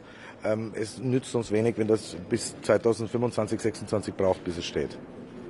Danke. Noch eine Frage zu Deutschland. Ja? Ihre deutsche Kollegin hat sich gerade beim Deutschland wieder etwas Zurückhaltung gezeigt, was die Genehmigungen für Panzerlieferungen aus anderen Mitgliedstaaten betrifft. Haben Sie eine Erklärung zur Zurückhaltung? Nein, wie ich gesagt habe, eigentlich es steht Österreich nicht zu, hier Zurufe zu machen. Wir sind selber ein Land, das ein neutraler Staat ist, selber kein Kriegsmaterial liefert. Wir verfolgen diese Debatte natürlich sehr aufmerksam in anderen Staaten und wissen auch, wie schwierig sie ist für unsere Partner, notabene in Deutschland. Ich glaube, da braucht es keinen Zuruf von Österreich. Aber wir müssen wissen, dass dieser Krieg sich noch eine Länge ziehen wird. Wir werden vermutlich das ganze Jahr 2023 noch einen Krieg in der Ukraine sehen. Und es braucht unsere Unterstützung. Aber wie gesagt, das muss jeder Staat für sich selber entscheiden, was er hier liefern kann und will. Danke.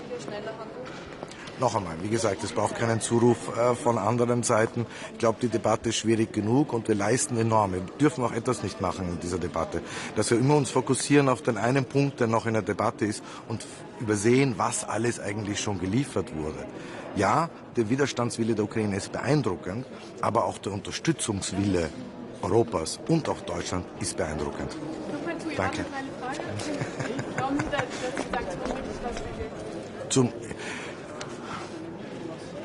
Schauen, das ist keine Politik, die wir gerne betreiben. Sanktionen sind irgendwo immer das Ende des diplomatischen Alphabets. Das heißt, dass andere Maßnahmen nicht gefruchtet haben. Aber in dieser Frage braucht es jetzt klare Kante von uns. Wir haben einen Staat, der brutalst auf Kollisionskurs ist. Mit uns und mit seinen eigenen Menschen. Der versucht sozusagen die zivilgesellschaftliche Bewegung mit aller Brutalität und blutig niederzuschlagen und gleichzeitig in der Frage des Atomprogramms alle Sicherheitsmechanismen über Bord wirft. Und das war auch sehr klar beim Gespräch heute mit dem Generaldirektor der Internationalen Atomenergiebehörde, die in Wien zu Hause ist, Rafael Grossi. Das ist ja für uns, Sie sind unsere Augen und Ohren auch gegenüber dem Iran, dass hier in Wirklichkeit eigentlich der Iran auf stumm geschalten hat. Und das ist etwas, was uns sehr beunruhigen muss. Das Letzte, was wir wollen, ist ein nukleares Wettrüsten in der Golfregion.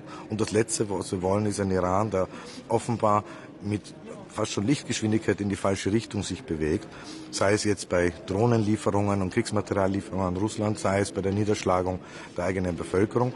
Und da sind nun einmal Sanktionen notwendig. Und es ist das 4. Mal in Reihe, dass wir solche Sanktionen erlassen. Ich glaube, wir können auch noch weitergehen und werden vielleicht auch vermutlich weitergehen müssen. Ist man als Diplomat und als Außenminister über so eine Entwicklung zufrieden oder glücklich? Na, sowieso nicht.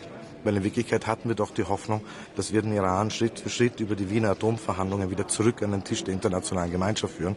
Nur das Regime hat eine andere Entscheidung getroffen. Danke.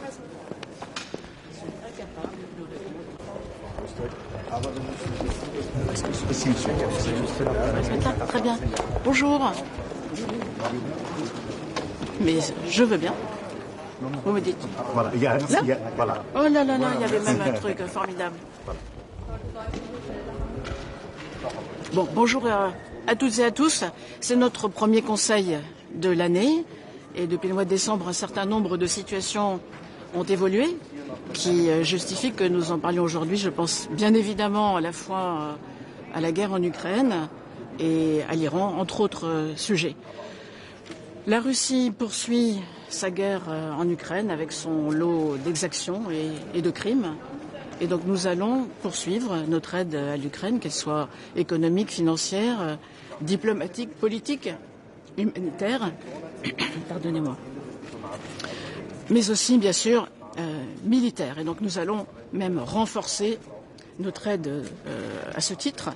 La France, vous le savez, a livré les matériels de défense antiaérienne qu'elle devait donner à l'Ukraine, c'est fait. Et puis le président de la République a pris la décision de donner à l'Ukraine un certain nombre de chars AMX-10.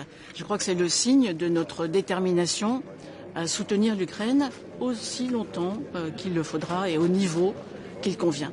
Et puis ici à Bruxelles, nous allons discuter de la possibilité d'octroyer une nouvelle tranche de 500 millions d'euros dans ce qu'on appelle la facilité européenne de paix. Et je n'ai pas de doute que c'est la décision que nous prendrons aujourd'hui. Pour ce qui concerne l'Iran, la répression se poursuit en Iran. Les droits des Iraniennes et des Iraniens à manifester pacifiquement ne sont pas reconnus. Les exactions continuent, les arrestations arbitraires et même, vous l'avez vu, des exécutions. Et donc, face à cette escalade, nous allons sanctionner un certain nombre de responsables de la répression supplémentaire par rapport aux décisions qui ont déjà été prises. Et je précise qu'il ne s'agit pas de mesures qui vont affecter le peuple iranien ou l'économie iranienne, mais les responsables de la répression qui sont incapables de répondre aux aspirations légitimes des Iraniens à jouir des libertés fondamentales. Voilà, nous en sommes. Et puis, j'ajouterai une réflexion. Il est temps, je pense, qu'en Européens, nous réfléchissions aux réponses à apporter à cette politique d'otages d'État que pratique désormais l'Iran. Ça doit être pris en considération dans nos réflexions et dans les décisions que nous serons amenés à prendre à l'avenir. Il y a aussi d'autres sujets, vous le savez, la situation en Arménie avec, je l'espère, la prolongation de la mission européenne qui permet, en étant du côté arménien de la frontière, d'apaiser les tensions et d'éviter une reprise du conflit.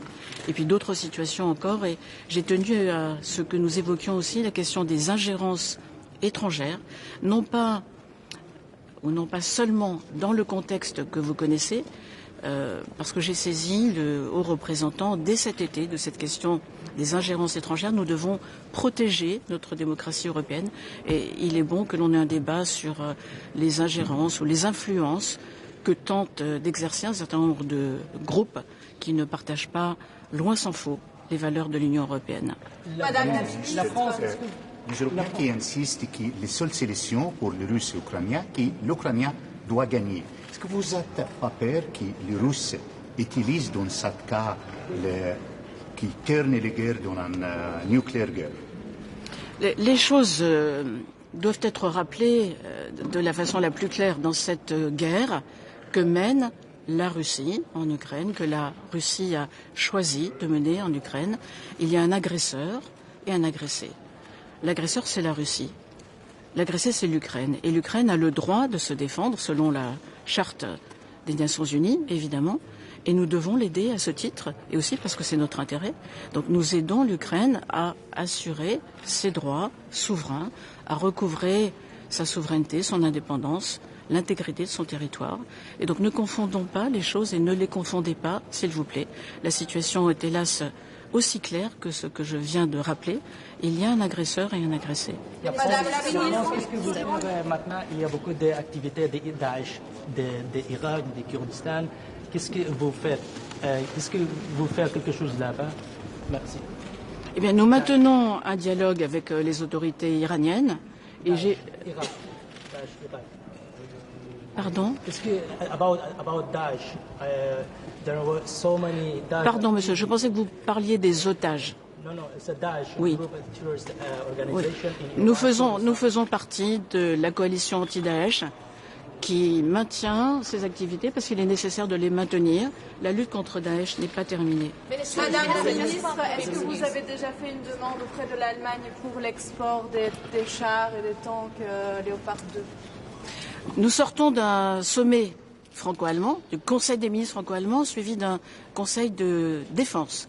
Et vous avez entendu le chancelier s'exprimer hier, vous avez entendu également le président de la République s'exprimer.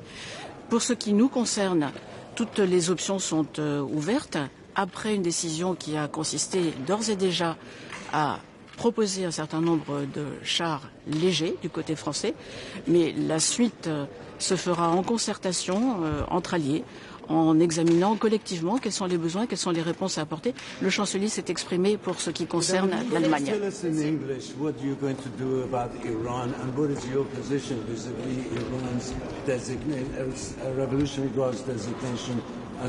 These are two separate questions. On Iran, I just spoke and say that we do condemn the repression and do ask for the civil liberties to be respected as they should. May I recall that Iran did sign the UN Pact on human rights and civil rights. Now, regarding the RCG, may I recall you that they are already, as a group, under sanction since 2010 because of their participation to proliferation activities on massive destruction arms. Now, we are considering, but this is not a decision to be made today, we're considering to sanction them under another regime. We're looking closely at it, and nothing is ruled out. And you support that? Minister, Jess Parker from BBC News. It's not on the agenda today, but it's something you know a lot about, EU-UK relations. We're approaching the second anniversary of Brexit. What do you hope EU-UK relations might look like going forward? Obviously, there have been some pretty tense times recently. I do respect Brexit, and we all do respect the result of a referendum, but I'm not sure I'm going to celebrate that anniversary. In any event, we have good relations with the British government, and as you know, there will be a Franco-British summit coming soon, early March, and then hopefully a concretization of the visit of King Charles III announced to France, and we're really privileged and happy to see both of them. But do you think a trading relationship could become closer over time, and what would that look like? That is not up to us to decide. The UK decided to split from the EU and split from its major market. So this is to be considered by the UK first and foremost. Thank you. Ministre, votre collègue luxembourgeois a dit qu'il faut au moins 300 chars pour l'Ukraine pour être efficace. Combien de chars est-ce que la France serait prête à livrer en Ukraine? Écoutez, vraiment sur ce sujet, je crois qu'il serait très important, si l'on veut aider l'Ukraine comme il le faut, de ne pas parler uniquement de cette question des chars.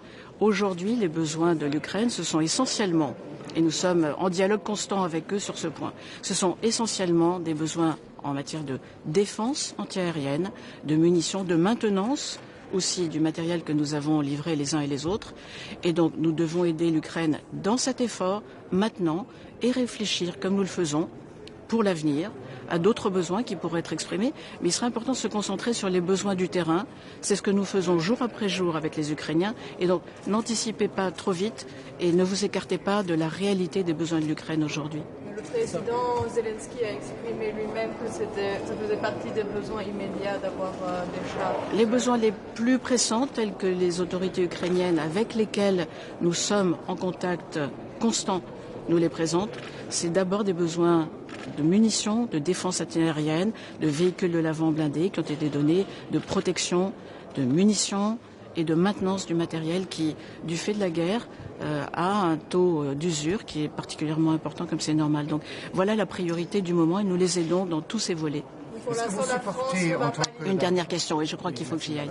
Merci. Est-ce que vous supportez le propos d'un tribunal hybride pour le crime d'agression en ce qui concerne la Russie? Nous faisons partie du groupe de pays qui y réfléchit, sachant qu'il ne saurait y avoir d'impunité pour les crimes de guerre et peut-être les crimes contre l'humanité qui sont commis par la Russie en Ukraine, qu'au sommet de l'ordre international existant dans ces matières se situe la Cour pénale internationale, que nous aidons concrètement, politiquement, financièrement, en tout cas nous aidons l'Ukraine, concrètement, financièrement, en donnant des laboratoires ADN, en ayant envoyé des équipes, en étant aux côtés des juridictions ukrainiennes. Et puis, par ailleurs, nous réfléchissons avec d'autres États à la possibilité de créer une juridiction ad hoc qui ne peut avoir d'intérêt, je veux le rappeler tout de même, que si elle a la légitimité nécessaire et si une valeur ajoutée peut se dégager par rapport à ce que peut faire la Cour pénale internationale. Et ce que peut faire la Cour pénale internationale, c'est aussi, gardez-le en tête s'il vous plaît, mettre en cause dans la chaîne de responsabilité jusqu'au plus haut niveau ceux qui ont décidé de cette guerre et décidé des atrocités qui sont commises jour après jour en Ukraine, dont ils devront rendre compte. Merci beaucoup. Puis-je avoir une précision en langue française, si vous voulez bien?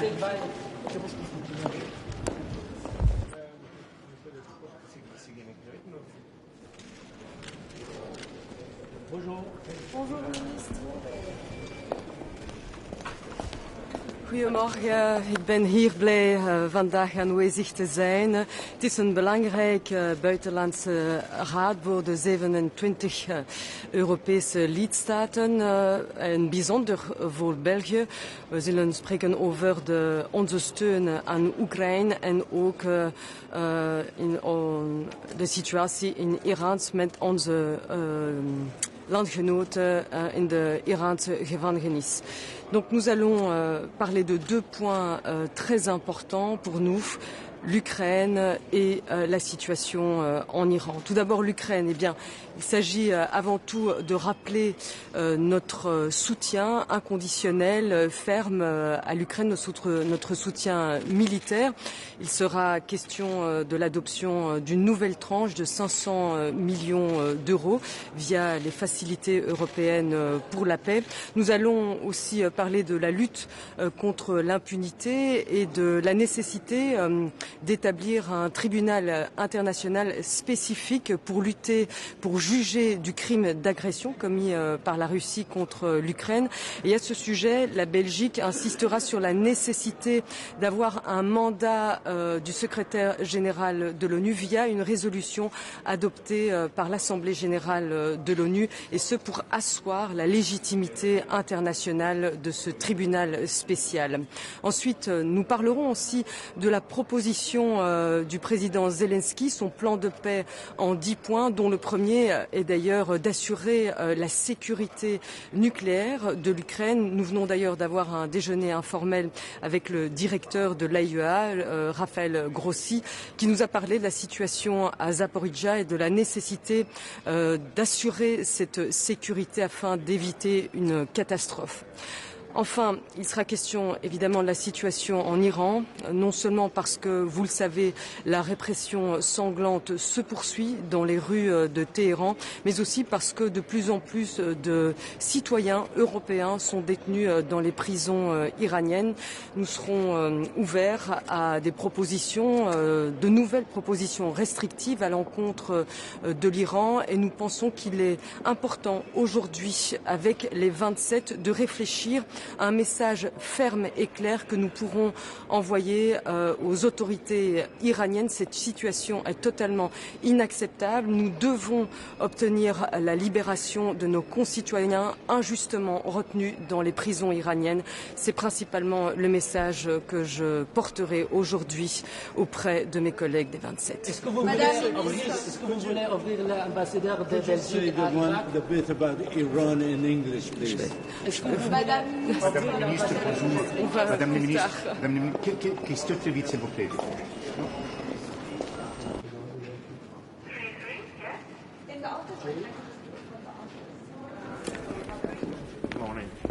¿Qué tal? Buenos días. El Consejo de Asuntos Exteriores de hoy es especialmente denso y con temas muy relevantes en estos momentos para España y para Europa. En primer lugar, abordaremos la situación en Ucrania, la gravedad de la situación en Ucrania, y tendremos una conexión por videoconferencia con nuestro homólogo Dimitro Kuleba. Vamos a analizar tanto el apoyo de Europa a Ucrania como la necesidad de que en ningún caso pueda darse impunidad ante los crímenes cometidos en ese país, como también tendremos una discusión sustantiva sobre la próxima reunión Ucrania-Unión Europea, cuál debe ser el contenido y cómo hay que abordarlo. Se van a tratar también dos países latinoamericanos muy importantes para España. España, como saben, quiere poner en el foco de la presidencia del Consejo de la Unión Europea América Latina, con esa gran cumbre Unión Europea-CELAC, que se va a tratar tanto Venezuela como Perú. Venezuela, donde hay en estos momentos un diálogo entre venezolanos incipiente y, por lo tanto, esperanzador, y que, como ustedes saben, España apoya, y la situación en Perú, que es una situación preocupante en cuanto a la situación sobre el terreno, y que lo que España quiere en todo momento es que se resuelva siempre siempre por vías constitucionales. También trataremos Sahel y Golfo de Guinea. Como saben, recientemente, hace muy pocos días, hice una gira por Níger, Nigeria, Guinea-Bissau. Son nuestros vecinos africanos. Todo lo que ocurre en esa región impacta en España y, por supuesto, en Europa prácticamente de manera inmediata. Y se da un binomio de falta de desarrollo e inestabilidad que toda Europa y, por supuesto, España, hemos triplicado nuestros programas de cooperación con la región, y ese fue uno de los mensajes que trasladé. Tenemos que unir fuerzas para hacer frente a esa situación. Vamos a tener un almuerzo con el primer ministro palestino, al que trasladaré, por supuesto, el esfuerzo que hace España por alcanzar la solución de dos estados, que ya le trasladé al ministro de Asuntos Exteriores, al nuevo ministro de Asuntos Exteriores de Israel, en mi encuentro, el primer encuentro que he tenido desde que ha sido nombrado ministro de Asuntos Exteriores en Davos. Y finalmente trataremos la situación tanto en Irán como en Afganistán. En Irán hay un paquete de sanciones encima de la mesa y ya les anuncio que lo apoyaré.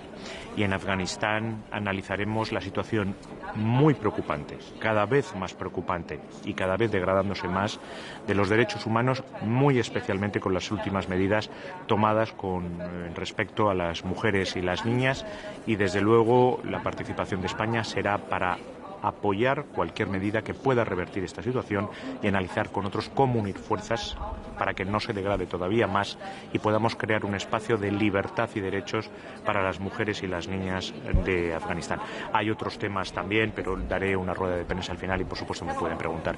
Si hay una pregunta antes de... Sí, le quería preguntar que uno de los asuntos que se va a tratar sobre todo es el apoyo militar que necesita ahora mismo Ucrania. Ya ha habido varios compromisos de países que van a enviar más armamento pesado, pero está la cuestión de los tanques, está ahí su homóloga alemana. ¿Qué le parece esa postura de no decidir todavía si Alemania envía o no los tanques o permitir que otros países puedan hacerlo? ¿No sería mejor una postura consensuada a nivel de la Unión Europea?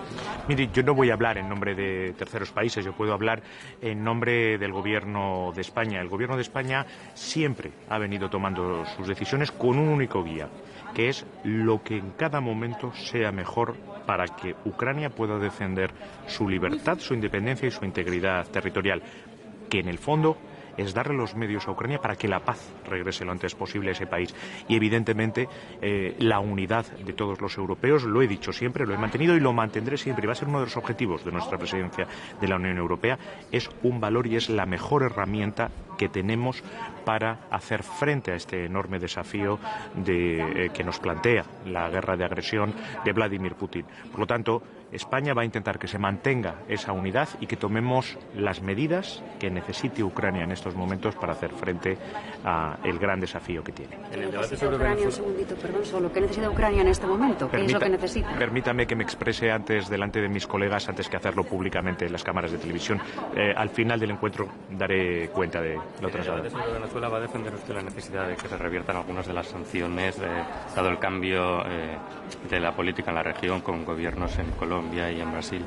Nuevamente, permítame que hable antes dentro, pero lo que sí le puedo indicar es que lo que voy a trasladar es cuál es nuestra experiencia, cuál es la experiencia mía personal y del Gobierno de España. Me he entrevistado con ambos negociadores, tanto del Gobierno como de la oposición. Lo que me han trasladado, ese deseo genuino de que ese diálogo avance, de los pasos que ellos quieren para ello y de cómo han solicitado que España esté presente y les acompañe, y también la experiencia del diálogo en México y de ese primer acuerdo humanitario. Eso desde luego lo trasladaré. Vamos a ver cómo va el debate y esta tarde, cuando termine, les daré cumplida cuenta de todas las posiciones que he tomado. Muchas gracias. Buenos días.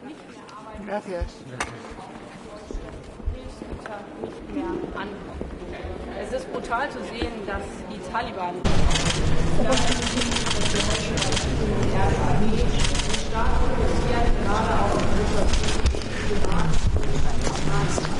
Dobré Dobré ráno. Dobrý den. Takže nejprve české otázky, pane ministře, je připravený. Pane ministře, můžete nám rovnou asi komentovat včerejší výrok Andreje Babiše, který zpochybnil článek 5, respektive dodržení článku 5 ze strany České republiky. Jestli už jste měl nějaké reakce od kolegu, nebo a jestli vy budete něco aktivně sám dělat, třeba ujistit o naší podpoře a podobně. Andrej Babiš se během volební kampaně radikalizuje. Bohužel i tyto výroky naplňují má slova, která jsem pronesl během úterního jednání v Poslanecké sněmovně, kde jsem mluvil o tom, že Andrej Babiš je nedůstojný proruský chaotik, nikoliv diplomat. Česká republika dostojí všem svým spojeneckým závazkům, dostojí článku 5. My díky členství Severoatlantické alianci jsme součástí nejsilnějšího vojenského bloku na světě. Po našem boku stojí ty nejsilnější a nejlépe připravené země. Je také na nás, abychom byli připraveni a silní, abychom vybudovali armádu tak, jak je potřeba k obraně České republiky, ale také našich spojenců a partnerů. A díky členství na to máme nejvyšší míru bezpečnosti, kterou kdy české země vlastně za svoji historii požívaly, a jakékoliv zpochybňování považuji za velice špatné a ten výrok tvrdě odsuzuje. Už vás kontaktovali kolegové z Polska nebo z Pobaltí, že by s vámi o tom chtěli mluvit? Já jsem se krátce pozdravil s ministry ráno před snídaní s generálním ředitelem MAE, nicméně tohle jsme neřešili. Já si uvědomuji, že partneři to vnímají jako součást předvolební kampaně a jsou to citlivosti, k tomu přistupují. Pane ministře, ještě k tomu jednání dnešní rady ohledně pomoci Ukrajině, je tam plán schválit 7. tranši na vojenskou pomoc z mírového nástroje. Očekáváte nějaké komplikace s tímto? Můžeme čekat nějaké navírování ze strany některých zemí? Já jsem se ptal kolegu, jaká je nálada v diplomatickém sboru a řekněme, že mírný optimismus je na místě. Já věřím, že tranše bude schválena. Pokud by se tak nestalo, tak samozřejmě pak jsou další postupy, jak řešit politické rozpory v Evropské unii. Pravděpodobně by to museli řešit premiéři na Evropské radě, ale já věřím, že se to podaří schválit. Je to poslední tranše v těch finančních prostředků, které v tom mírovém nástroji jsou. Ta debata o navyšování toho rozpočtu bude daleko zajímavější a náročnější a já jsem zvědavý, jak se s tím švédské předsednictví vypořádá. Okay, one more Czech question and then we jump into English. Dnes mají ministři s palestinským premiérem, tak co s ním budete řešit? Co bude to téma? Palestina projevuje zájem o prohloubení a zkvalitnění, možná i do určité míry restart vztahu s Evropskou unií, tak uvidíme, s jakou zprávou palestinský premiér přijíždí do Bruselu. Za Českou republiku mohu říct, že pro nás samozřejmě je důležité vnímat, jakou míru legitimity vlastně to palestinské vedení má, protože tam dlouho neproběhly volby. Na druhou stranu Česká republika je aktivní i v rozvojových a humanitárních projektech, takže bude zajímavé i slyšet, jestli bude pan premiér hovořit o této problematice, aby jsme věděli, jakým způsobem případně dál navazovat a prohlubovat tu spolupráci. Okay. Yes. Ukraine, Moldova and Georgia, they are waiting assessment from European Commission side. And some media outlets are writing that Georgia will have better assessment compared to Ukraine and Moldova. Do you think this report will help country to step forward toward candidate status? You mean Georgia? Yes. The situation in Georgia is quite complicated, and I think it was quite clearly given by the European Union, by institutions, but also by many politicians, that Georgia needs to do some serious heavy loading in certain areas. So let's see how the assessment will go, but the demand to fulfill all the criteria for the rule of law and in certain areas will remain.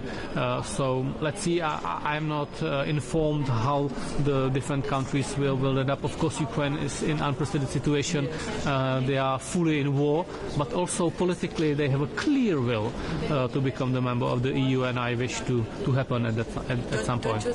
This will from the side of Georgia to become member and to granted candidate status? To become the member of the EU, it's a collective effort for the whole country. It's not a matter of just a political representation, it's a matter of the whole country, and the whole country needs to be working on that. Okay, thank you. Thank you very much. Nashledanou, díky.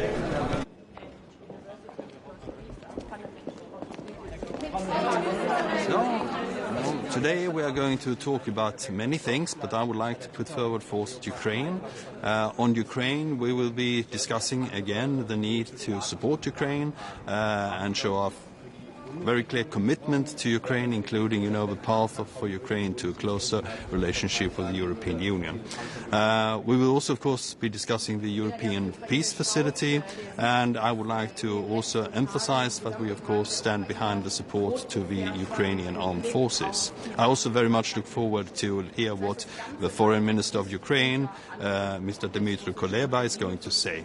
And we will also be discussing, of course, sanctions when it comes to Ukraine in relation to Russia's unprovoked and illegal aggression against the country. On Iran, I would like to emphasize that we, of course, support fully the demonstrations in Iran. We believe that peaceful demonstrations have a right to perform. And I think also that it is very important to underline in relation to Iran that we will be discussing sanctions, and I very much look forward to that discussion as well. Thank you very much. Om stöd till Ukraina, det är en stor diskussion om att skicka stridsvagnar. Hur ser det ut med den svenska stridsvagnen 122? Finns det liknande begränsningar om Sverige skulle vilja skicka den till Ukraina? Finns det några diskussioner med tyskarna? Det är ju en fråga mer för försvarsministern och för utrikesministern, men vi har ju en nära kontakt både med Ukraina när det gäller Ukrainas behov, och jag vill ju gärna understryka att vi helt nyligen tog ett väldigt stort och viktigt beslut om att förbereda överförandet av artillerisystemet Archer till Ukraina, som har varit mycket efterfrågat och som är en viktig komponent. Stridsvagnar är bra, men artillerisystem är också någonting som Ukraina har varit väldigt, väldigt intresserad av att få, och vi har ett av de bästa i världen. Men som sagt var, alla andra frågor kring systemens interaktivitet och så vidare tycker jag ska ställas till försvarsministern. Om sanktionerna då, när det handlar om inte nya sanktioner utan rulla över tidigare sanktioner, så sägs det att Ungern trilskas lite med att rulla över delar av de här sanktionerna. Har du någon diskussion med din ungerska kollega? För det ligger i Sveriges roll också att förlänga de här sanktionerna. Just nu så är det så att det helt riktigt pågår diskussioner om både omfattningen och fortsättningen, och vi är från den svenska ordförandeskapets sida väldigt angelägna om att vidmakthålla sanktionerna mot Ryssland. Vi tror att det är viktigt att Ryssland förblir isolerat och isoleras på så många punkter som möjligt. När det gäller utformningen av sanktionerna och processen så är det ju en sak som har anförtrotts kommissionen. Vi arbetar nära med kommissionen och jag ser fram emot att höra vad kommissionen har att säga när det gäller sanktionsutformning. Vad gäller bestraffning, vad gäller dömandet och utredandet av ukrainska eller ryska krigsbrott, hur ska det göras? Ska det bli någon tribunal eller någonting? Vad skulle du föreslå? Det pågår ju många diskussioner i det här avseendet, dels inom ramen för de vanliga etablerade systemen med till exempel den internationella krigsförbrytartribunalen, som ju redan är en stående institution, och det har också diskuterats från vissa medlemsstater behovet av en ad hoc-tribunal som skulle kunna komplettera de här systemen.